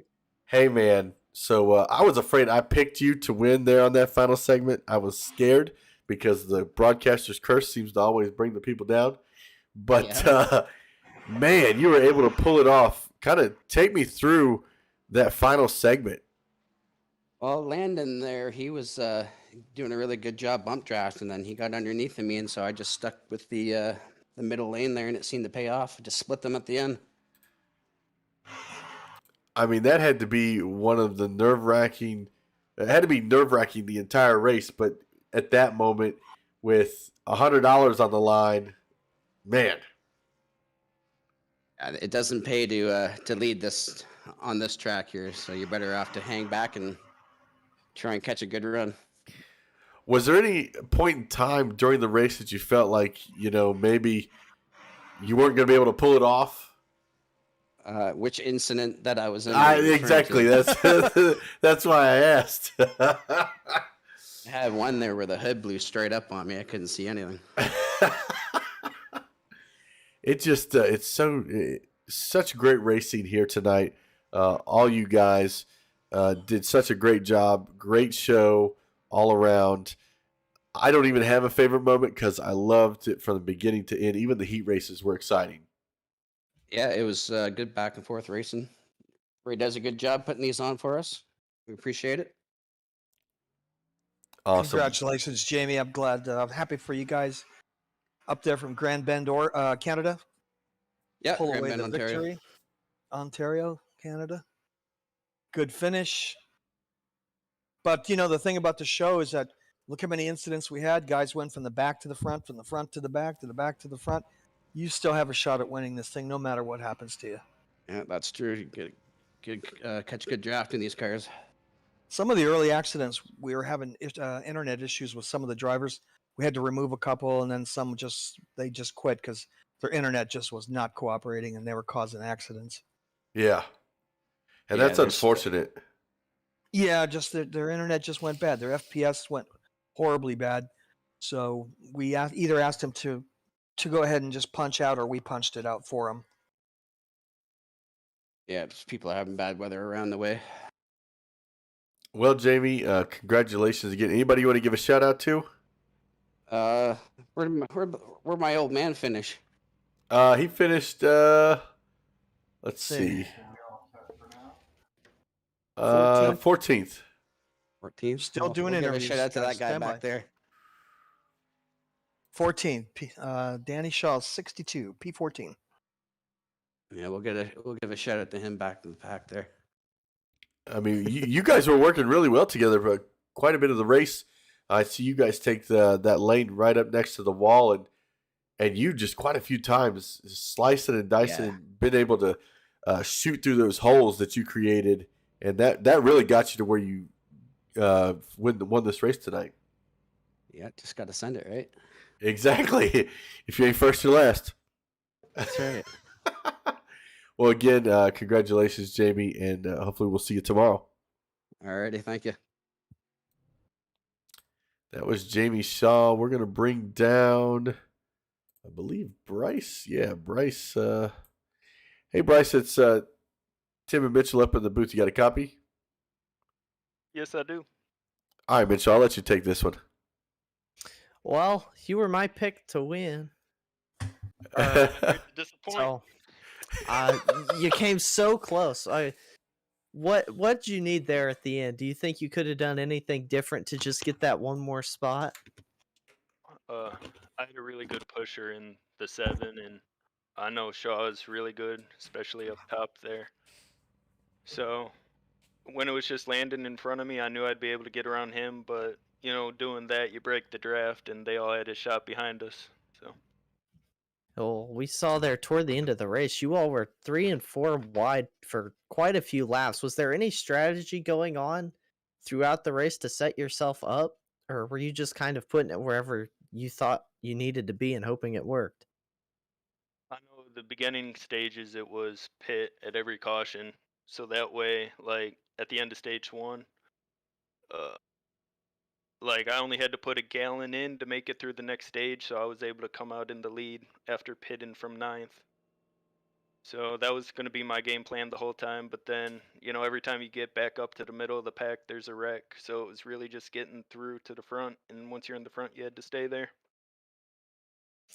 You definitely put on a show for us. Do you have anybody you want to give a shout out to here? 7 for being a good pusher. Ray puts on great events, and Shaw's I've had some good races with him recently.